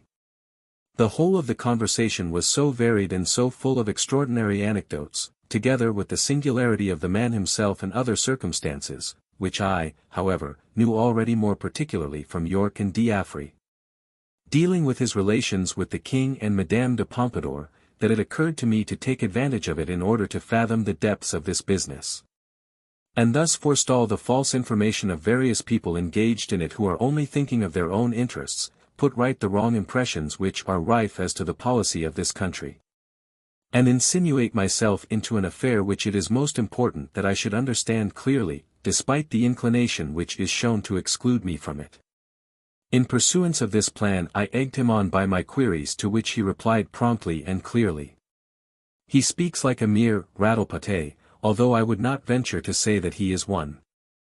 I evinced great impartiality for all nations except my own, professed to desire peace for humanitarian reasons alone, and to share the personal grief of the king with regard to the condition of the French nation, of which he, St. Germain, gave me a vivid and detailed picture, as that of a man who knew more than others on this subject. He spoke with so much precision of people, that I went on as I had begun and told him of my hopes, of the silly rumors and the absurd and ridiculous stories which the foreign ministers here wrote to their masters. I egged him on, making him speak, which is easy enough, and he continued smoothly. Wednesday, March 26, 1760. That he had decided on Monday to call on D'Affry, who told him that he had received letters from Versailles ordering him to tell him, St. Germain, that he had got himself into a bad scrape at court by writing about me to Madame de Pompadour, into a bad scrape indeed. That he mixed himself up far too much with things which did not concern him. And that he, St. Germain, was ordered in the king's name to mind his own business. That D'Affry had spoken as if he thought he could scare him into leaving the place, that he had also told him he had orders not to see him, St. Germain, but to deny him admittance. Listening to him to the end, he, St. Germain, had finally answered that, if anyone had got into a bad scrape it was not himself but D'Affry, that as regards what had been enjoined on him in the name of the king, he, St. Germain, not being his subject, the king could not order him to do anything, that moreover he believed that M. de Choiseul had written it all on his own initiative and that the king knew nothing about it. If he were shown an order, written, by the king himself he would believe it, but not otherwise. He, St. Germain, told me that he had written an instructive memoir which he intended to send D'Affry and which he read aloud to me. He laughed and I did the same, thinking of the effect that his instructive memoir would have on D'Affry. He called the latter blockhead, poor fellow, and this poor D'Affry who thinks he can awe and bully me, but he has come to the wrong person, for I have trampled under foot both praise and blame, fear and hope, I, who have no other object but to follow the dictates of my benevolent feelings towards humanity and to do as much good to mankind as possible. The king knows very well that I fear neither D'Affry nor M. de Choiseul. Thursday, March 27, 1760. The Comte d'St. Germain told me under pledge of secrecy, as he did not wish to conceal anything from me, that he had spent this day 4 hours with M. York, who had shown him the answers that he had received from England on the 25th, dated the 21st, from the Duke of Newcastle, Mr. Pitt and Lord Holderness, relating to what York had written them about his previous conversations with him, St. Germain. He thereupon showed me 3 little notes which he had received and which he made me read. In one of these notes York expressed the wish to talk with him and specified what was required from the Count in order that they might speak with one another without being disavowed in their public or private positions. It was demanded that he, Saint Germain, should be officially empowered or something akin to that, in order that it might be possible for York to speak openly with him, without fear of being compromised. He, St. Germain, told me that York had given him the original letters of the before-named ministers to read, that he knew the handwriting of each of them except that of Pitt, and that these letters were most complimentary to him. Do what he might, D'Affry was now powerless, and he, Saint Germain, held the question of peace in his own hands. The only remaining obstacle in his way was M. de Choiseul, who might, perhaps, fail to extract all the benefit possible for Europe in general and France in particular from this opportunity. Upon this I told him he should find some device wherewith to control M. de Choiseul's actions. He asked for my opinion, just as if I knew the French court and the strong and weak points of the people in it. I said it was for him to find any such means, etc. He seemed to be anxious about the reply he would get from Choiseul, whom he dared not ignore but whose real desire for peace he strongly doubted. Monday, March 31st, 1760. He told me he possessed something which would knock Choiseul into a cocked hat, that all decent people in France desired peace, that Choiseul alone wished to continue the war. That he had a powerful weapon against Choiseul in the letters which York had written him, and of which he kept the originals to use if necessary against Choiseul, whom he did not fear in the least, that D'Affry was the slave of Choiseul. That Choiseul would not dare to conceal letters of which Madame de P. and the Marshal de Belleisle were informed. Friday, April 14, 1760. Councillor Pensionnaire, Stein, told me that D'Affry had informed him that the orders he had received from Choiseul with regard to Saint Germain consisted mainly in disavowing everything that St. Germain had done or would do here, with regard to the peace, that by them he was obliged to communicate this to Saint Germain, adding that if he mixed himself up in the matter he would be imprisoned on his return to France. The Recorder Fagel said to me much the same thing as that which had told him only this morning. The same day Saint Germain dined with me and told me that D'Affry had communicated his orders to him and shown him Choiseul's letter. He had answered that this would not hinder him from returning to France, that these orders would never be put into force, that they only emanated from Choiseul. That he had known York from his childhood, 17 years back, and that the York family had always been kindness itself to him, that D'Affry had also objected to his frequently calling upon me, which St. Germain had owned to doing and had added that he intended to continue doing so. That D'Affry had shown him Choiseul's letter together with the one that he, St. Germain, had himself written about me to Madame de Pompadour. To this he added that he was convinced that Choiseul had stolen it from Madame de P. Also that D'Affry had repeatedly told him that France would never trust me. On the whole it seemed as if he cared very little for the orders which D'Affry had received with regard to him, and still less for M. de Choiseul, and that the whole matter remained undecided, that France would run the risk of war again, and that if such a thing happened he, Saint Germain, would go to England and then see what he could do. Tuesday, April 15, 1760. The Councillor Pensionnaire told me, in his room, that D'Affry had shown him the orders that he had received the night before by a courier declaring that St. Germain was a mere vagabond, and that everything that he might have said should be disowned, one that a complaint should be drawn up against him. That he should be arrested and brought under escort to Lille to be handed over to France where he would be imprisoned.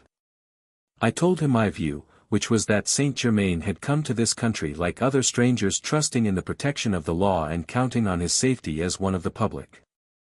That he was not charged with any crime of such a nature that no sovereign would give protection against it, such as murder, poisoning, etc., and that the right of sanctuary was considered very sacred in this republic. He agreed to this, but seemed very anxious about the feelings of France. I went into the recorder's room and he told me in the presence of the councillor pensionnaire, that D'Affry had come to him and told him. Follows the same discourse as with the Count Pen, and that he had advised him to address himself to the government etc. But that he did not think that the government would hand over a person who lived in this country trusting to its protection, and against whom there was no charge of any heinous crime against which no sovereign would grant protection. Wednesday, April 16, 1760. I told the councillor pensionnaire that M. de Saint-Germain had gone, of which he seemed very glad. Wednesday, April 16, 1760. When I informed York of what I had just heard about St. Germain, I expected that he would shield him, for York had begun to negotiate with St. Germain and had encouraged him. I have myself seen the originals of his letters to St. Germain, they are very friendly and encouraging. But, instead of shielding St. Germain, York put on his hard, haughty and supercilious expression, saying that he would be very glad to see St. Germain in the hands of the police. I was thunderstruck, knowing what I did. I told him my opinion, very gently and diffidently so as not to offend him, but York persisted in saying that he washed his hands of St. Germain, and refused to let me have a passport for the packet boat which I had asked him to give me. Pressed by me, York said at last that if I asked him for a passport, as a personal favour, he would not refuse me, owing to my position. I agreed, mentioned that D'Affry might cause us a lot of trouble which might be prevented by giving St. Germain the means to escape, and York then called his secretary and bade him bring a passport. He signed it and handed it to me, blank, so that St. Germain might fill in his own name or whatever other name he might choose to take in order to avoid the pursuit of D'Affry or his minions. I carried away the passport without showing York to what an extent I was shocked and revolted by what I had witnessed. Thursday, April 17, 1760. The councillor pensionnaire writes to tell me that D'Affry called on him in order to complain of me, that D'Affry said he was well informed of everything, that I had gone to see the Comte St. Germain on Tuesday evening about 10, and had stayed with him until 1 hour after midnight, that a coach drawn by 4 horses had arrived before the house with a servant of mine and that M. de St. Germain had left in this coach with my servant behind, and that he, D'Affry, was consequently unable to fulfill his instructions. April 18, 1760. Some months ago Mr. York recommended to me very warmly a certain Mr. Liniers who came here in order to secure a patent for a machine of new invention. D'Affry paid me a visit, and while speaking of Liniers mentioned that he was connected with St. Germain. The name struck me and excited my curiosity on account of all that I had heard about the Count in England, where he had stayed a considerable time and mixed in the best society. No one knew who he was, a fact which did not astonish me in a country like England, where there are practically no secret police, but what did astonish me was that in France it was not known either. D'Affry told me that in France the king alone knew it, and in England he believed the Duke of Newcastle knew it also. I repeated to M. D'Affry several particulars which I had heard about St. Germain concerning his manners, wealth and magnificence, the regularity with which he paid his debts, the large sums he had spent in England where life is expensive, etc. M. D'Affry observed that he was decidedly a very remarkable man of whom all kinds of stories were told, each more absurd than the other, for instance that he possessed the philosopher's stone, that he was 100 years old, although he did not look like 40, etc. Having asked him if he knew him personally he answered, yes, that he had met him at the house of the Princess de Montauban, that he was a very welcome and well-known figure at Versailles and often called on Madame de Pompadour. That he was exceedingly sumptuous and magnificent.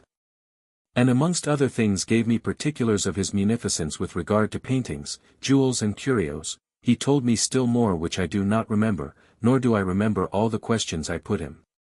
Pondering over what occurred between the Comte D'Affry and myself, I have the impression that he was as astonished as I was myself at these particulars with regard to the figure which the Comte St.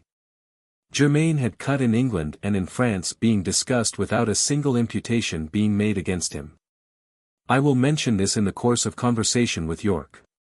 York spoke of him as being a very cheerful and very polite man, who had insinuated himself into the cabinet of Madame de Pompadour and to whom the king had given Chambord. He mentioned that later on, he made St. Germain's acquaintance when the latter had been in Amsterdam and came to The Hague. It was in March he, Saint Germain, came to see me owing to what Liniers had written him, viz. that Bentinck van Roon wished to make his acquaintance. His conversation pleased me very much, being exceedingly brilliant, varied and full of details about various countries he had visited, all very interesting. I was exceedingly pleased with his judgment of persons and places known to me. His manners were exceedingly polite and went to prove that he was a man brought up in the best society. He had come from Amsterdam with Madame Geelvink and Mr. A. Hope and had been admitted daily to the house of Mayor Hasselaar. He had come to The Hague recommended to M. de Soel, by the Hasselaar family who had taken him to Madame de Byland and elsewhere. On the birthday of the Prince of Orange at the Old Court, giving his name at the door, I took him to the ball where he was spoken to by the Hasselaars, by Madame Geelvink, Madame Byland and others. It had been his intention to leave on the day after the ball, and he had retained a coach from Amsterdam in order to drive home the 2 ladies who had come with him, but they made him stay 3 or 4 days longer. During this time he was daily with D'Affry and dined at D'Affry's house before returning to Amsterdam. I had several talks with him of which most have slipped from my memory. It is noteworthy that during the interval which elapsed between the day after the ball and the day on which he left, D'Affry, believing him to be about to start, sent wine and meat for the journey to Saint Germain every day. I can bear witness to this myself, as I was present when D'Affry's servant brought them on 2 succeeding days. As Saint Germain did not leave after all, he went and dined at D'Affry's house. I went myself to the Comte de St. Germain and advised him in his own interests to leave as soon as possible. I told him I was informed, not directly, but through a third person, that D'Affry had instructions to order his arrest and to have him conducted under escort to the French frontier and given up to France, in order that he might be imprisoned there for the rest of his life. He was exceedingly surprised, not so much at M. de Choiseul giving such an order, as at D'Affry daring to think of doing such a thing in a law-abiding country. He put a lot of questions, each one more pertinent than the other, and with the greatest composure in the world. I did not wish to discuss the matter with him, as I should have found it rather difficult to answer his inquiries and enlighten him on the points he raised. I told him there was no time for discussion, but that he should start at once if he considered his safety, that he had till the morrow to make his preparations, as even if M. D'Affry intended to take steps he could not do so until 10 o'clock. The next morning, and before then he, Saint Germain, should have made and carried out his plans. The method of his retreat was now discussed as well as the question of where to go. With regard to the first, I offered him my services. With regard to the second, I suggested England, its proximity, its laws, its constitution and the greatness of this nation offering him a nearer and safer refuge than that of any other country. We agreed on this point.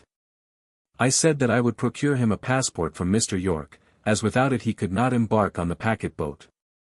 As a ship was crossing the next day, I said he would do well to go on board at Helvoetsluis and to do so as quickly as possible. This done, all D'Affry's proceedings would be too late, etc. In the evening about 7 or 8 o'clock I went to Saint Germain and took him the passport. He put a lot of questions to me which I evaded answering, requesting him to think rather of more pressing matters than of queries which were abstruse and useless in the present emergency. He decided to leave, as none of his servants knew either the language or the roads or the customs of the country. He asked me to lend him one of mine, which I did, with pleasure. I did more. I ordered a coach with 4 horses for the purpose of going to Leyden to be before my house at 4:30 next morning, and told one of my servants to pick up the Comte de St. Germain on the way and stay with him until he should be sent back to me. A defense of his, Bentinck's, conduct follows, saying that secret treaties have always been allowed. If the Comte de St. Germain had shown as much prudence as he had shown zeal, he would have, I believe, much accelerated peace, but he relied too much on his own intentions and had not a bad enough opinion of those of the men with whom he had to deal. What piqued Comte D'Affry was an underlined sentence in a letter which Saint Germain wrote to Madame de Pompadour. I have heard it from those who have seen it. I have only to account for my conduct to God and my sovereign. As to what goes on in my house, the people I see and admit, of these I need give no account. For 30 years I have been a member of the nobility, and I am known never to have mixed with adventurers or impostors, or to have received scoundrels. M. D. Saint Germain came here with very good recommendations. I saw him because I liked his company and conversation. He is an agreeable and polite man whose conversation is amusing and varied. One can see at a glance that he has been brought up in the very best society. True, I do not know who he is, but the Comte d'Affry told me that His Most Christian Majesty knows. That is enough for me. Should M. D. Germain return to The Hague, I shall again see him, unless the States of Holland forbid it, or unless I become convinced myself that he does not merit admittance to my house. April 25, 1760. I have been told that St. Germain was at Dijon and lived there very sumptuously. The Comte de Tavannes, the governor, wrote to the court inquiring what policy to pursue with regard to him, as he did not know who he was. He got the reply that he was to show the Comte de Saint Germain all the consideration due to a man of his position, and to permit him to live in his own fashion. Appendix 4. Extracts from the Memoirs of Hardenbroek. Edition of the Historische Genootschap of Utrecht, Volume 1, p. 220, translated from the Dutch original. April, 1760.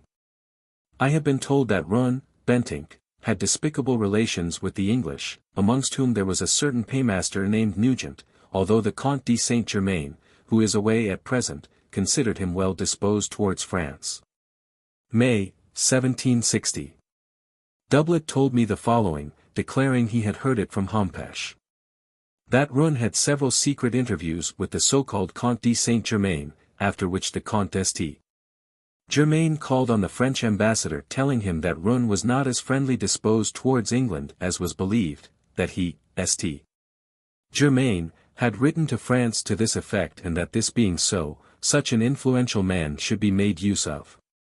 D'Affry finally answered the repeated entreaties of the Comte de Saint Germain by saying that he knew the Sieur Run well, who, being dependent on England as he was, could not render services of any value to France. He, D'Affry, consequently requested him, Saint Germain, no longer to frequent his house. Upon this followed the demand of France for the arrest of the Comte de Saint Germain. He was however warned and left in a carriage with one of Run's servants, armed with a passport which Run had procured him, by the help of the minister York. The latter, however, would only give it in blank, and Run filled in the name himself, repeatedly saying that the move on the part of France was nothing but court intrigue. March 10, 1762. I have been told that the so-called Comte d'St. Germain has now taken up his residence at Ubergen near Nîmes, that he also owns some landed property near Zutphen, that he has a huge laboratory in his house in which he shuts himself up for whole days at a time, that he knows how to bestow the most lovely colors imaginable on things, for instance on leather, etc., that he is a great philosopher and lover of nature, a fine conversationalist, that he seems to be virtuous, that he looks like a Spaniard of high birth, that he speaks with much feeling of Madame his late mother, that he sometimes signs himself, Prince D.S. That he is proud, that he is desirous of encouraging manufactures in the Republic, but that it is not his intention to favor any one town or province, in spite of the fact that Amsterdam has already made advantageous offers to him on condition that other places should be excluded. That he has rendered great services to Gronsveld by helping him to prepare the colors for his China factory in Weesp, that he is on the best of terms with Run, on whom he often calls and with whom he corresponds. That he has besides an enormous correspondence with foreign countries, that he is known at every court, that the late Prince of Wales, who was a despicable character, treated him very badly, but that he, St. Germain, being innocent was again set free and rehabilitated, that he corresponds with most important people in France, that he speaks very highly of Madame de Pompadour, etc. He often goes to Amsterdam, where he has called several times on G. Hasselaar. He possesses precious stones of singular beauty, rubies, sapphires, emeralds and diamonds. It is said that he knows how to impart the luster of those of first water to all diamonds, and how to give the stones more brilliant colors. He is very generous, he owns large properties in the Palatinate and in other parts of Germany. In Amsterdam he takes up his quarters sometimes at other places, and he pays well everywhere. Appendix V. Masonic document from the Lodge of the Grand Orient of France. Catalogue de ouvrages imprimes et manuscrits composant la Bibliothèque Mécanique du Grand Orient de France, 1882. N. 498. Registre de la Loge du Contrat Social d'Esti. Jean d'Écosse, ci-devant de l'éloquent et antérieurement de Saint-Lazare, depuis 18-8-1775 to 19 janvier 1789. Manuscrits avec les signatures de Pasquier, de Saint-Germain, Lord Elec, Brognard, Rousseau, President de la Garde, Segur, Montesquieu, Gur, D. St. George, Tudun, Grimaldi Monaco, et beaucoup d'autres. Document considerable relatant de fait and canoes, et indiquant l'esprit que se produisait dans l'institution. Les noms d'esti. Lazare, equite et contrat social que la loge apports indiquant la marque de ids alors. Extrait par L. Langeveld, Paris 31 May 1906. Appendix 6. Additional Mitchell Papers, Volume 15. Lord Holderness Dispatches, etc. 1760, 6818, Plot. P. L. Klexvi, 1, 12. By Blackmore. Blee. Major General York. Secret. Whitehall, March 21, 1760. Sir. His Majesty commands me to acquaint you, that you are at liberty to read my secret letter of this date to Count d'Esti. Germain as often as he desires it, and even to let him take such precautions as he may think necessary to assist his memory, in order to avoid all mistakes, in conveying his Majesty's sentiments to the Court of France. Holderness. Right Honourable Earl of Holderness. Secret. The Hague, March 25, 1760. My Lord. I received this afternoon by Blackmore, the messenger, the honour of your lordship's secret letter of the 21st instant. It is unnecessary perhaps for me to say that His Majesty's gracious approbation of my conduct, in my conversation with Countess T. Germain, was a great consolation to me, and I return your lordship my humble thanks for the early information you have been so good as to give me of it, for you will easily imagine some anxiety must attend the touching upon such delicate points. As I have now His Majesty's clear and ample instructions, I shall lose no time in carrying them into execution, and have taken measures this evening to let him, St. Germain know at Amsterdam, that I had some particulars to acquaint him with in consequence of our former interview. I shall not fail to explain very clearly what your lordship prescribes, and endeavour to bring him still closer to the point than I thought it decent to insist upon before I knew His Majesty's sentiments. Of all that passes your lordship shall be immediately informed, and in the meanwhile I have the honour to remain with the greatest respect. Joseph York. Honourable General York. Secret. Whitehall, March 28, 1760. Sir. His Majesty is of opinion, as well from the tenor of your several letters, as by other advices that have been received, that the Duc de Choiseul is the least inclined to pacific measures of any of those who are in credit at the court of Versailles. And this in consequence of his predilection for the alliance of the House of Austria, but that finding the pacific party too prevalent to be openly withstood, he has acquiesced in authorizing Mr. D'Affry to talk in the manner he has done, in order, at least, to have a share in the negotiation for peace, if that measure shall ultimately be determined, or to delay or disappoint the measure itself, which he has endeavoured to do. By naming a person whom he imagined could not be accepted here, and by even delaying the departure of that person, till the arrival of Mr. de Fuentes, which cannot be in less than 2 months. But notwithstanding the notion which is entertained of Mons. De Choiseul's intentions, the king thinks it proper that the overture made by Mr. D'Affry should not be discouraged, but that pretty much the same answer should be returned to him as has already been given to Mr. St. Germain, as you will observe by my other letter of this date, there being no other difference but what relates to the new hint thrown out by Mr. D'Affry, of sending a person to London. You will observe, the king has no objection to it, if a proper person is chosen, but his majesty is determined not to receive one of his own subjects in quality of negotiator from France, and of all others, Mr. Dunn would be the most unfit for such a commission, and most obnoxious here. The precedent of Mr. Wall is not analogous to the present case, but were it so, his majesty would still be at liberty to make this exception. It still appears to his majesty probable enough that Count St. Germain was authorized to talk to you in the manner he has done, and that his commission is unknown to the Duc de Choiseul, but as that minister will, in all likelihood, communicate the answer returned to Mr. D'Affry to a formal proposal, made, by order of his court, to those persons who have employed Saint Germain, his majesty thought proper that there should be an exact uniformity in the answers given to both. As it is not the king's intention to neglect either of these channels, you will therefore seek the earliest opportunity of having an interview with Mr. D'Affry. And as my other letter is wrote in an ostensible manner, you may read it all to him, and even suffer him to take a note of what is underlined in it. Holderness. To the Earl of Holderness. Secret. The Hague, March 28, 1760. My Lord. Count St. Germain came to me yesterday morning in consequence of my having acquainted him of my being desirous to speak to him. I was very free in explaining to him the impossibility there was of entering any farther into conversation with him, without he could produce an authentic authority from, or in the name of, his most Christian Majesty. For negotiating upon the affair, which had made the subject of our last conversation. I told him that I was avowed and he was not, and therefore all he said might be disavowed at once, whilst what came from me would bear the respectable mark of the character the king honoured me with.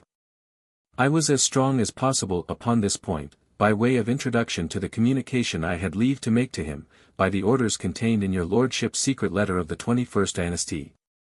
And added that, though it was evident there was more than one opinion at the court of France, yet, we could not treat with different persons, some of whom were authorized and some not, that, as he knew the public step the king had made in opening a congress to his enemies, and since that, the unprecedented mark of generosity his majesty had showed in permitting me to enter into parleys with M. D'Affry, it was needless to expatiate upon the inutility and impropriety of farther measures on our part, if he did not meet with a proper return. Having premised this, I told him that out of regard to the person whose letters he had communicated to me formerly, and from conviction that he was sincere in desiring to advance so salutary a work, I had the king's permission to communicate to him his majesty's further sentiments about a reconciliation with the court of France, which ought to convince every well-meaning person how sincere and how pure his majesty's sentiments are. I accordingly communicated to him your lordship's dispatch, and at his desire permitted him to minute down the latter part of it. It is therefore his majesty's pleasure, to the end. Thus as we went in consequence of my orders. But as an incident had happened since my last letter in relation to Count St. Germain, which M. D'Affry, who knows nothing as yet of his conversation with me, had talked of very freely, I was desirous to know how he told the story, which is as follows. On Sunday, M. D'Affry received a courier from the Duc de Choiseul, with orders to say that M. St. Germain was charged with nothing from the court of France, that he, D'Affry, should let him know, that he should not frequent his house and even forbid him to come there. This M. D'Affry acquainted St. Germain with, on Wednesday, upon his waiting upon him in the name of the French king, but upon the latter's desiring to see the order, because he could not imagine it came from his most Christian Majesty, M. D'Affry retracted that part and said it was not absolutely from the king, but from the Duc de Choiseul, as Secretary for Foreign Affairs. This was accompanied with great protestations of regard, and at the same time, a desire to have some further conversation with him the next day, which St. Germain declined, as unwilling to expose the ambassador to any second breach of orders, which he had already broke through, by letting him in. M. D'Affry let drop, that this order was occasioned by a letter St. Germain had wrote to Madame de Pompadour, which as he phrased it, Louis avait fait un diable d'affaire à Versailles, though he denied knowing anything of the contents of the letter. St. Germain appealed to the proofs he had given him upon his arrival, of his not being unavowed, declared his being perfectly easy about the effect of any letter he had wrote, and in a manner set the ambassador at defiance. And took leave of him abruptly. Notwithstanding which D'Affry sent after him again yesterday, and expressed his uneasiness at not having seen him, fearing he might be indisposed. Whether he has been there since, I don't know. This new episode in the romance of Count St. Germain did not much surprise me, nor should I wonder, though he pretends to fear nothing, if some time or other a powerful French minister puts a stop to his travelling. I was, however, curious to know what he proposed to do, in consequence of it, and in what manner to proceed, in the business he had undertaken. Here I think, for the first time, I caught him wavering a little, whether that proceeded from any apprehension of the Duc de Choiseul's resentment, or from what he pretends. The indifference for business on the part of the French king, and the indecision of the lady, I won't pretend to say, but I found him in some doubt, whether he should not work, to bring the Duc de Choiseul himself. With the system he supposed to be revelled in the breasts of those in whose names he speaks. It was not my business to lead him in such an affair, and therefore I only threw out that seemed to me a delicate affair at a distance, and might embarrass those who protected him. I pushed him after that to inform me in what manner he intended to make use of what I had leave to show him, and whether he intended to go himself to Versailles. This he declined for the present, as he said, he might be sent back again immediately, and should only give more umbrage. But he would send a servant of his with 3 letters, one to Marshal Belle-Isle, one to Madame de Pompadour, and a third to the Comte de Clermont, Prince of the Blood, whom he mentioned for the first time, as his intimate friend, and as one who had the French king's confidence, independently of his ministers, and who was a fast friend to the coming to an immediate accommodation with England. To remove all suspicion of his deceiving me, he did, in reality, produce a letter from that prince to him, of the 14th inst., wrote in the most friendly and cordial terms, lamenting his absence, and wishing strongly for his speedy return. From the 2 last mentioned persons he made no doubt of receiving answers. From Madame de Pompadour, he did not, he said, expect it, because it was a maxim with her, not to write upon state affairs, though it was absolutely necessary to inform her, that he was strengthened, and able to work on her side. All this is very plausible, but the effect is still to be proved. In the meantime, it is plain, that these French ministers counteract each other, and consequently are in different systems. Which is to prevail, don't depend upon us, but it can't be detrimental to His Majesty's service, that his sentiments should be known to the court of France, by any channel they think fit to receive them through. M. D'Affry's compliments, after his acquainting Saint Germain with the Duc de Choiseul's orders, are as extraordinary as the rest, especially as he knows very well his connection with Marshal Belle-Isle, and had seen the French king's passport to him. All this mystery will be unveiled by degrees, and I shan't fail to inform your lordship of the further lights I can collect. I let Mr. St. Germain know that he or any other person, duly authorized, was equal in England. The chief objection we had at present, and what stopped the whole, was the want of a proper and sufficient credential. Joseph Yorke. To the Earl of Holderness. Secret. The Hague, April 8, 1760. My Lord. It is rather to show my attention to all the material letters your lordship honoured me with, on the 28th past, than from anything very particular I have to trouble you with. That I take the liberty to acknowledge by themselves the honour of your lordship's secret letters of that date, and of the 1st instant. I must acquaint you, however, that I spoke very plainly to Mr. D'Affry upon the subject of Mr. Dunn, and explained to him in the strongest and fullest manner why it would be impossible to receive him as a negotiator from the court of France. I must do the French ambassador the justice to say, that he entered into the reasons alleged, but endeavoured to persuade me that the Duc de Choiseul could not mean to propose a man, whom he had not conceived a good opinion of.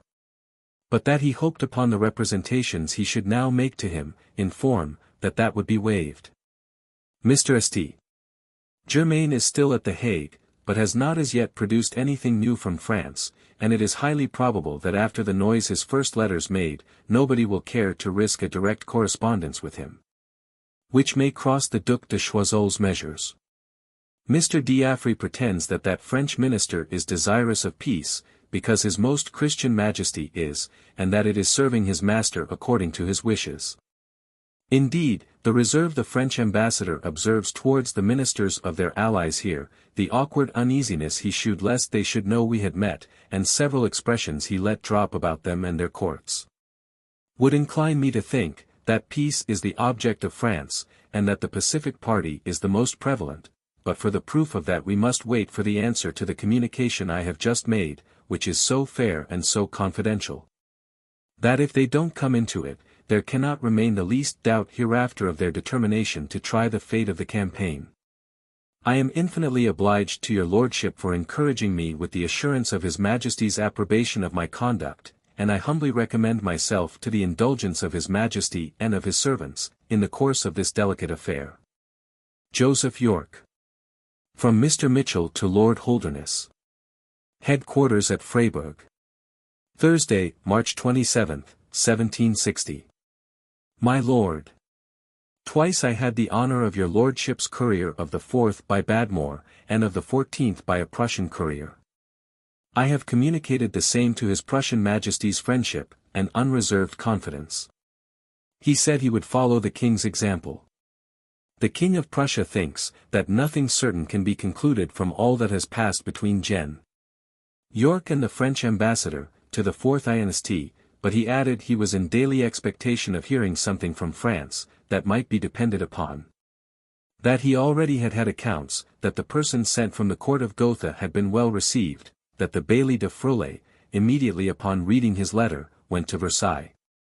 And that he had promised to the emissary, to procure him a permission for sending of expresses and couriers and passports for himself to return, when it should be thought proper. He concluded with saying that so soon as he had any certain notice of what was passing at Paris, he would send a courier directly to England. The King of Prussia was pleased then to give me some account of a most extraordinary conversation, which Count St. Germain had had with General Yorke, on the 15th, at The Hague, the particulars of which need not be mentioned, as your lordship will have them more authentically. He observed that though the manners were of the most uncommon kind, yet Gen.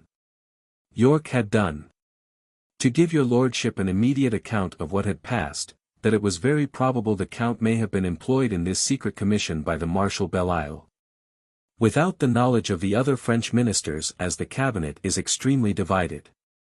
He asked me if I was acquainted with this Saint Germain, who, as he was informed, had been some time in England. I answered I had seen him there, but did not imagine he would ever become a negotiator. His Prussian Majesty answered that he heard the Count had found a way to insinuate himself into the good graces of the French king, whom he had amused with some experiments in chemistry, and that the French king had made him a present of the Château de Chambord. 87. A. Mitchell. Letter from Mr. Mitchell to Lord Holderness. Freiburg, April 9, 1760. My Lord. His Prussian Majesty mentioned me a letter from Monsieur de Bull, lately intercepted, in which that minister says that the French court are inclined to peace, that the disputes in Canada will be settled to the liking of the English, to whom, likewise, Minorca will be restored, and Cape Breton to the French, but he hesitates much about the cession of Guadeloupe. He also said that Count D'Affry had, by order of the Duc de Choiseul, disavowed to the allied ministers, everything that Count Saint-Germain had said to General Yorke, and that the court of Vienna, at the solicitation of the French ambassador, had at last consented to send ministers to the Congress, but Kaunitz hinted they should be empowered to do nothing. A. Mitchell. Appendix 7. Miscellaneous papers from English Record Office. Some of these letters contain passages in cipher, with the writing as here given between the lines. The cipher is composed of a series of numerals, and may of course contain direct contradictions of the written words. But since the cipher of that period is changed, and the key is necessarily only known to those who have the charge of these affairs, it is impossible to burden the pages with useless matter. Extract from a letter from M. Katterbach. Rec. March 20, 1760. The Hague, March 14, 1760. To Prince Galitzin. The courier of M. de Rieuschach has at last returned, but he has not brought the answer so anxiously expected. This minister must receive his orders from the Count de Staremberg at Paris, just like the Count de Bestuchev. These gentlemen expect to receive them in 2 or 3 days. So we shall soon see what will be the end of this great affair. It is singular that we cannot ascertain whether England will really send a body of troops to Germany, and of what strength it will be. It is said that the King of Prussia and Prince Ferdinand earnestly request this transport, but that they are not hurrying themselves about it in London. We have here a very singular man. It is the celebrated Count d'Este. Germain, known throughout Europe for his learning and his immense wealth.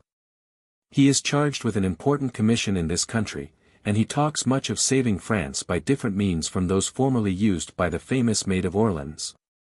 We must see how he will set about it. He has a store of precious stones of the greatest beauty.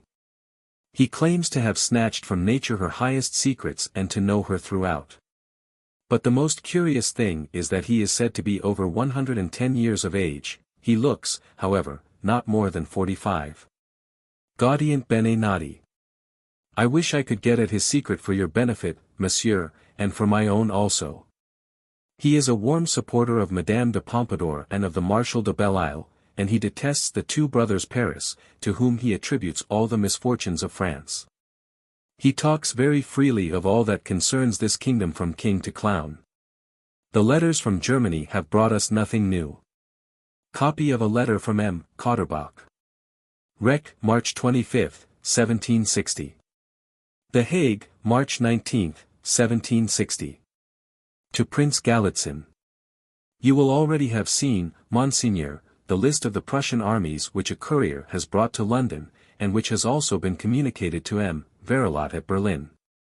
The King of Prussia at the same time offers to verify its reality by causing a review of these forces to be held before Mr. Mitchell. After this offer, how can the English Parliament fear to throw itself headlong into the projects of His Prussian Majesty and to support him vigorously until his work is done and he can turn to something else? If you have read The Philosopher of Sans Souci, you will find like many others that he keeps his foremost desires always at the bottom of his heart. This abominable work, which the Prussians extol as the masterpiece of the human intellect, has been blasted and anathematized as it deserves from the pulpits of Amsterdam, and has caused many enthusiasts to open their eyes to the fine principles of their Gideon. Others carry their blindness to the further point, and persist in looking on this production as a forgery by his enemies. We are still awaiting the famous reply, of which, it is said, the only difficulty lies with France. M. D'Affry received a courier on Thursday, but he says not a word of what he brought. It would seem that he is waiting for something before sending him back, for he still retains him here. I spoke to you in a former letter, Monseigneur, of the famous Saint Germain, who is at this moment in Amsterdam, where he is staying with Sieur Hoop. He has seen Mr. York at his house and remained there 3 hours. He has neither sent nor applied here to M. D'Affry, and yet he told myself that he was charged with an important commission. But, to tell the truth, he appears to me too presuming and too incautious to believe him to be a highly trusted negotiator. I place him in the category with the famous Mecaenas, whom your Excellency knew here in 1747, or at least in that of the Count de Seckendorf, who came here last year. I shall be much mistaken in him if he succeeds in his commission. Our Dutchmen are too thick-skulled to indulge in refinements. However, I have no longer any doubt that there are important negotiations on hand. This man told me that France would cede Guadeloupe if at this price she could obtain peace. This would perhaps be no evil if England abandoned Prussia to her own forces. What do you think about it? M. Wasmer informs me that the Count de Bristow has had a long audience of the King of Spain, immediately after which he dispatched a courier. All else is matter of speculation. Germany offers me nothing of interest to communicate, except the cruel and ceaseless sufferings of unhappy Saxony. The Prussians loudly declare that they will make it a desert. May God have mercy on this poor country. Extract from the letter of Prince de Galitzin. Rec, March 25, 1760. London, March 25, 1760. To M. de Cotterbach. I know the Count de Saint-Germain well by reputation. This singular man has been staying for some time in this country, and I do not know whether he likes it. There is someone here with whom he appears to be in correspondence, and this person declares that the object of the Count's journey to Holland is merely some financial business. The gazettes and the people say that the King of Prussia reckoned on attacking the Austrians on the 25th inst, and the persons in office assert that this monarch will open the campaign with 150,000 men. It is certain that the Allies will muster in formidable strength this year in the campaign. There is some likelihood that the unexpected death of the Count de Bestucheff may delay the reply in question. Though on the other hand, however, Prince de Galitzin, my first cousin, has already for some time past been authorized to remain as minister to His Most Christian Majesty. Copy of the letter from the Sieur Cotterbach. Rec, March 31, 1760. Deciphered. The Hague, March 28, 1760. To Prince Galitzin. People here are talking more than ever of a private negotiation between England and France, and if one could judge by appearances one would be tempted to believe these reports had some foundation. I know for a certainty that Messrs. D'Affry and York, after taking different routes in order to meet at the Bois, did effect an interview there. I know further that they have had a second similar meeting on the Ryswick road. I leave you to judge what may be the reason for this affectation of conferring in public, and which of the two is most to the point. The Prussians here say loudly that if the two empresses do not lend themselves to peace, France will go her own way. I hope that this may be only presumption on their part. M. De Rijkac says, "Fear nothing," and he is sure of the harmony that reigns between his court and France, but I am not so easy as he is. I have spoken to you of the Comte de Saint-Germain, who is here just now. M. D'Affry, after receiving him at his house where I have seen him in the best society, has just forbidden him the house, by order of his court, and he has made this known to us. M. de Saint-Germain says that this order comes from M. de Choiseul, that he is reproached with having meddled with the affairs of the peace, and that in fact he has made a report to Marshal Belle-Isle, from whom he shows letters full of confidence. Of certain dispositions which he discovered in a conversation with M. York, that he also made it known that M. D'Affry was too neglectful of a certain person of rank here, who appeared very well disposed. Indeed this story will make a sensation. It is certain that M. St. Germain has a passport signed by the King of France, which is very honorable to him, and in which mention is made of his mission to Holland. It is also sure that he was charged with a commission the result of which M. de Belle-Isle awaited with keen impatience, as is shown by one of his letters. Madame de Pompadour, of whom M. de Saint-Germain is a great apologist, is also mixed up with it. But it seems that this gentleman is not prudent enough with regard to M. D'Affry, and to tell the truth that gentleman did seem to me rather a fool. I entreat your Excellency to keep these particulars to yourself, for it is better that I should not mix myself up with these stories.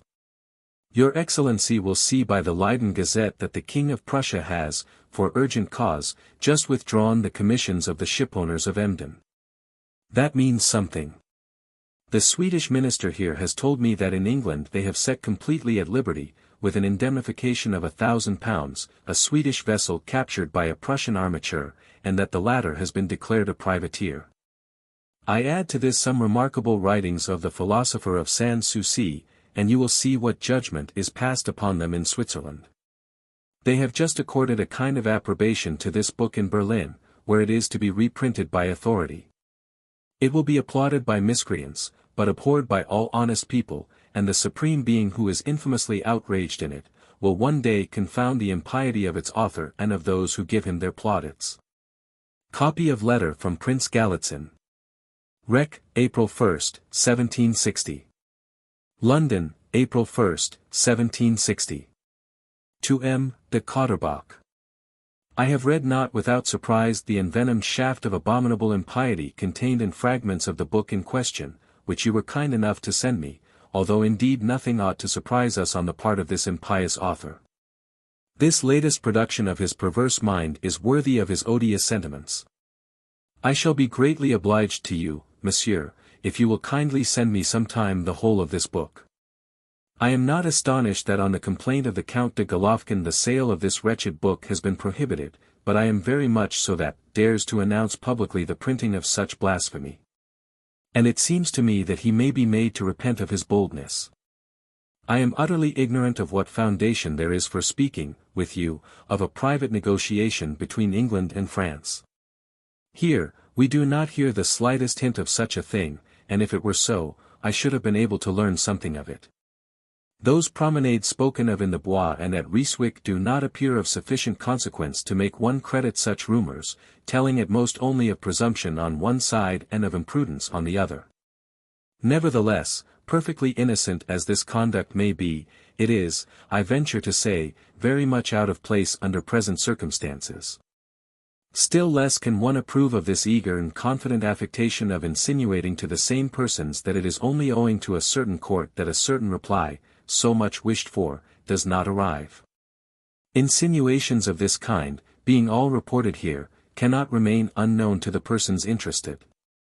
As to the language of the Prussians, it is well to pay no attention to it, and so all that they say about the two empresses and France regarding the peace, is unworthy of consideration. All the world is equally anxious to conclude a peace, but a peace stable and honorable. The behavior of the Count d'Affry by order of his court towards the Count d'Este Germain, who has emancipated himself from wishing to meddle with the affairs of the peace without the concurrence and participation of all the allied courts, sufficiently proved the falsity of the rumors which are current with you of a private negotiation, of which I have just spoken above. M. de Saint-Germain has everywhere been treated on the footing of an illustrious adventurer. Here, owing to his imprudence and his unguarded behavior, he had been taken for a spy and treated accordingly. As for me, I, like yourself, think him somewhat of a fool. You, monsieur, have better means than I have of knowing the truth of the article in the Leyden Gazette that you have sent me concerning His Majesty the King of Prussia, who has just withdrawn their commissions from the shipowners of Emden. All that I know about it is that the Baron de Nipphausen formerly gave these commissions from the king his master to all the English who wished to sail over the seas under the Prussian flag. Commissions of this kind were sold here by an Englishman, who was no longer of a mind to make use of them himself, to another. One may easily guess what disorder these kinds of venality would produce. I do not know whether it was owing to the representations of certain courts, which you will easily guess and of which the Swedish minister ought no longer to be ignorant, or that justice alone has had the principal share in it. That these great abuses and disorders have been mentioned to M. de Nipphausen, who has withdrawn several of these commissions of the king his master, and if not all of them as yet, it is to be believed that, the above-mentioned Leyden Gazette showing the true mind of his Prussian Majesty on this matter. The remainder of these instruments of pillage will be withdrawn forthwith. M. de Nipphausen yesterday received a courier from the king his master, but up to the present he seems disposed to keep the contents of the dispatch to himself. The courier also brought a letter from the king through his minister. Copy of letter from the Count Lorwig to the Count de Saint-Germain, at Paris. Copenhagen, April 3, 1760. My inclination would certainly have led me to continue the honor of your acquaintance by letter, when no longer happy enough to be able to see you. But I have not had the pleasure of knowing your address, and I did not venture to trouble you until the Chamberlain, the Baron de Gleichen, gave me the assurance that you honored me with your remembrance.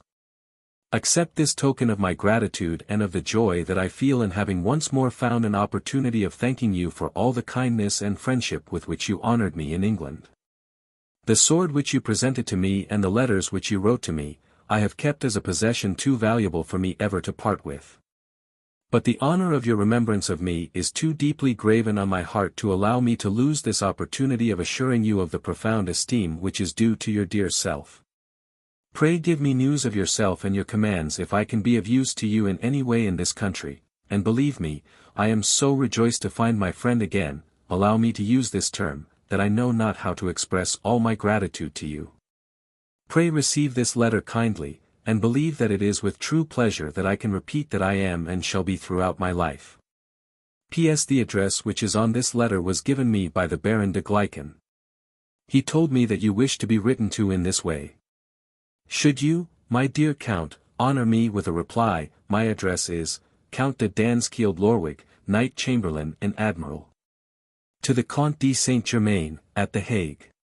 Extract. Amsterdam, April 27, 1760. If a thunderbolt had struck me, I could not have been more confounded than I was at The Hague when I found that you had left. I will play my last stake and make all conceivable efforts in the hope of being able to pay my respects to you in person, for I am well aware, monsieur, that you are the greatest lord on earth. I am only grieved that rascally people dare to give you trouble, and it is said that gold and intrigues are employed in opposition to your peaceful efforts. For the present I can breathe a little, for I am assured that M. D'Affry left suddenly on Thursday last for the court, and I hope from that he will get what he deserves for having failed in what he owes to you, and I take him to be the cause of your long absence, and thus of my misfortune. If you find that I can be of use to you, count on my faithfulness. I have nothing but my arm and my blood, but this is gladly at your service. The Count de La Watteau. Copy of the letter of Mr. Cornet to the Count de Haslang. The Hague, April 29, 1760. A foreigner who calls himself the Comte d'St. Germain, whose origin and native country no one knows, but who is said to be extremely rich and very well received at different courts in Europe, especially at that of France, after a residence of about 3 months which he has made here, has just disappeared when it was least expected. He has been intimately connected with the French ambassador, though he has been assiduous in seeing the Anglo-Prussian ministers and partisans. Then, he has confided to some persons of distinction his correspondence with the Marshal Duc de Belle-Isle, who according to him was inclined to the re-establishment of peace between France and England, which he had in his pocket. The Count d'Affry made this known to the Duc de Choiseul, who commanded him to see him no more and to threaten him with the Bastille if he continued to use such a language. The ambassador having given him this message in writing, the Count d'St. Germain said publicly some days after that this minister had made inquiries about his health, that he had been extremely anxious about it and that he begged him to come and see him, the sooner the better. But that he had excused himself, on the pretext that having regard to orders received from his own court, he would not risk it.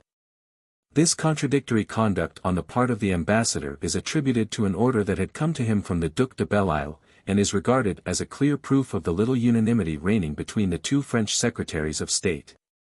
However that may be, the Count de Saint-Germain continued to say that what he had asserted was exact truth. On a second report that the Count d'Affry made on this to his court, he was commanded to have him arrested and to demand his extradition to the king his master, getting wind of which M. de Saint-Germain departed first for Helvoet-Sluis. As we know that the Count was in the good graces of the king and in regular correspondence with the Duc de Belle-Isle, people are generally persuaded that he was charged with some commission, and that his disgrace was caused either by his indiscretion, or by the want of union which is said to exist in the French ministry. Bibliography. Admer, Comtesse d. Souvenirs sur Marie Antoinette. Paris, Mame edition, 1836. Anspach, Margravine of, Memoirs. London, 1826. Arnath, Alfred Ritter von, Graf Philipp Cobenzl und seine Memoiren. Beruel, l'Abbé. Memoirs sur l'histoire du Jacobinisme. Paris, 1797. Barthold, F. W. von, Die Geschichtlichen Persönlichkeiten in Jacob Casanova's Memoiren. Berlin, 1846. Barthold, F. W. Beiträge zur Geschichte der 18. Jahrhunderts. Berlin, 1846. Beaujoint, Jules, The Secret Memoirs of Madame la Marquise de Pompadour. London, 1885. Bunot, Comte de, Memoirs. Paris, Saint-Germain, 1866. Biester, Dr. Berliner Monatschrift. Berlin, 17. Bjornstall, J. J. Rees in Europa in 1774. Blavatsky, H. P. Theosophical Glossary. London, 1892. Blavatsky, H. P. Secret Doctrine, 3rd edition. London, 1893. Blavatsky, H. P. Key to Theosophy, 3rd edition, London, 1893. Bob, Louis. Johann Caspar Levaters Rees till Danmark I Sommeren 1793. Copenhagen, 1898. Bob, Louis, Papiers inédits de la famille de Reventlow, Copenhagen, 1898. Buelo, Professor Friedrich, Geheime Geschichten und Rothselhaft Menschen. Sammlung Verborgener oder Vergessener Merkwürdigkeiten. Kant, Cesare, Glia Reticei d'Italia, Torino, 1868. Kant, Cesare, Illustri Italiani, Volume 2. Capendu, Ernest, Le Comte d'Este Germain. Paris, 1845. Caponi, C. Memory della Famiglia Medici. Casanova, F. Seingalte, Memoirs. Bruxelles, 1876. Chalice, A. E. M. The Secret History of the Court of France.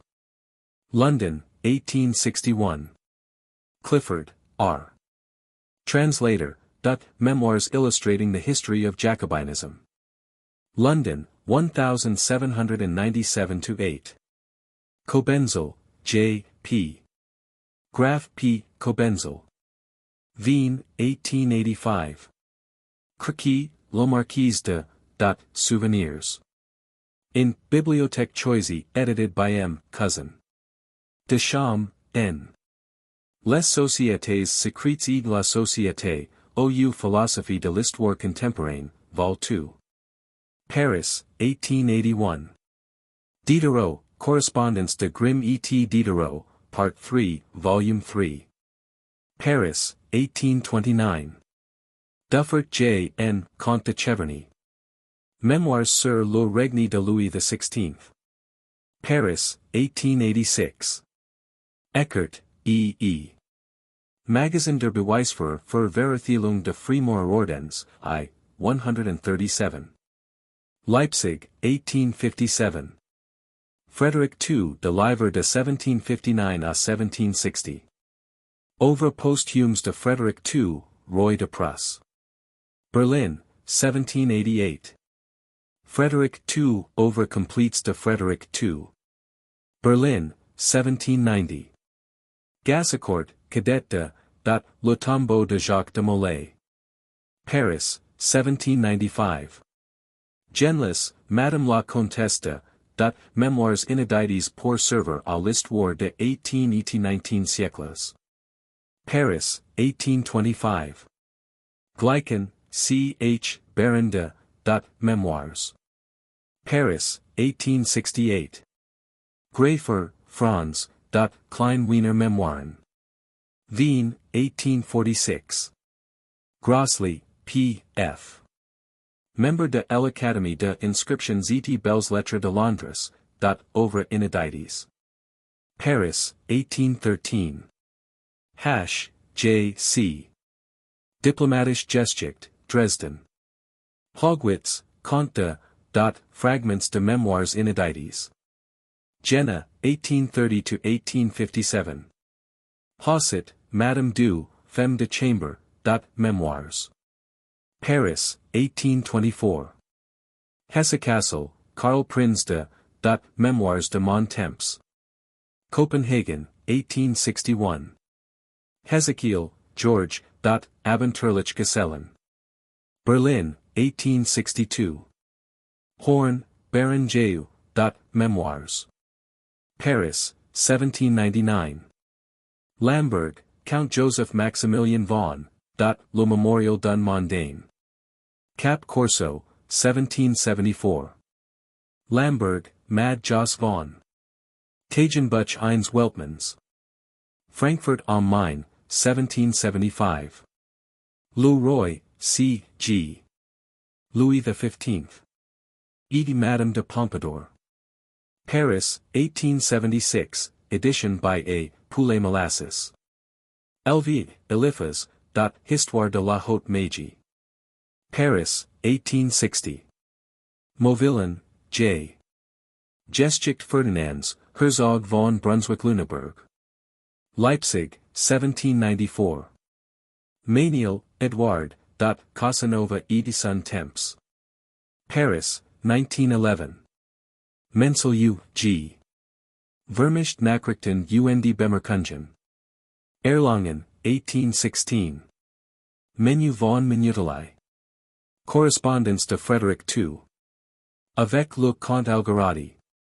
Berlin, 1837.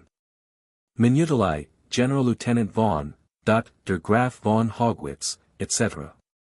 Berlin, 1844. Mounier, J. J. De l'influence attribuée aux philosophes, aux francs makens et aux illumines sur la Révolution de France. Tübingen, 1801. Nicolai, C. F. Editor. Neue Allgemeine Deutsche Bibliothek, Volume 107. Stetten und Berlin, 1793–1806. OBYRN, F. A. Camillo, Graf Marcolini, Ein biographisch Skiz. Dresden, 1877. Oettinger, E. M. Graf Street Germain.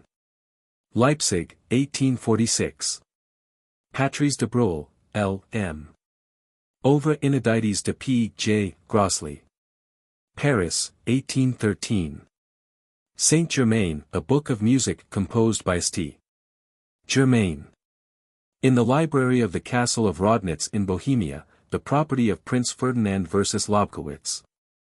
Saint-Germain, attributed to, Sonnet sur la création. Poems philosophiques sur l'homme.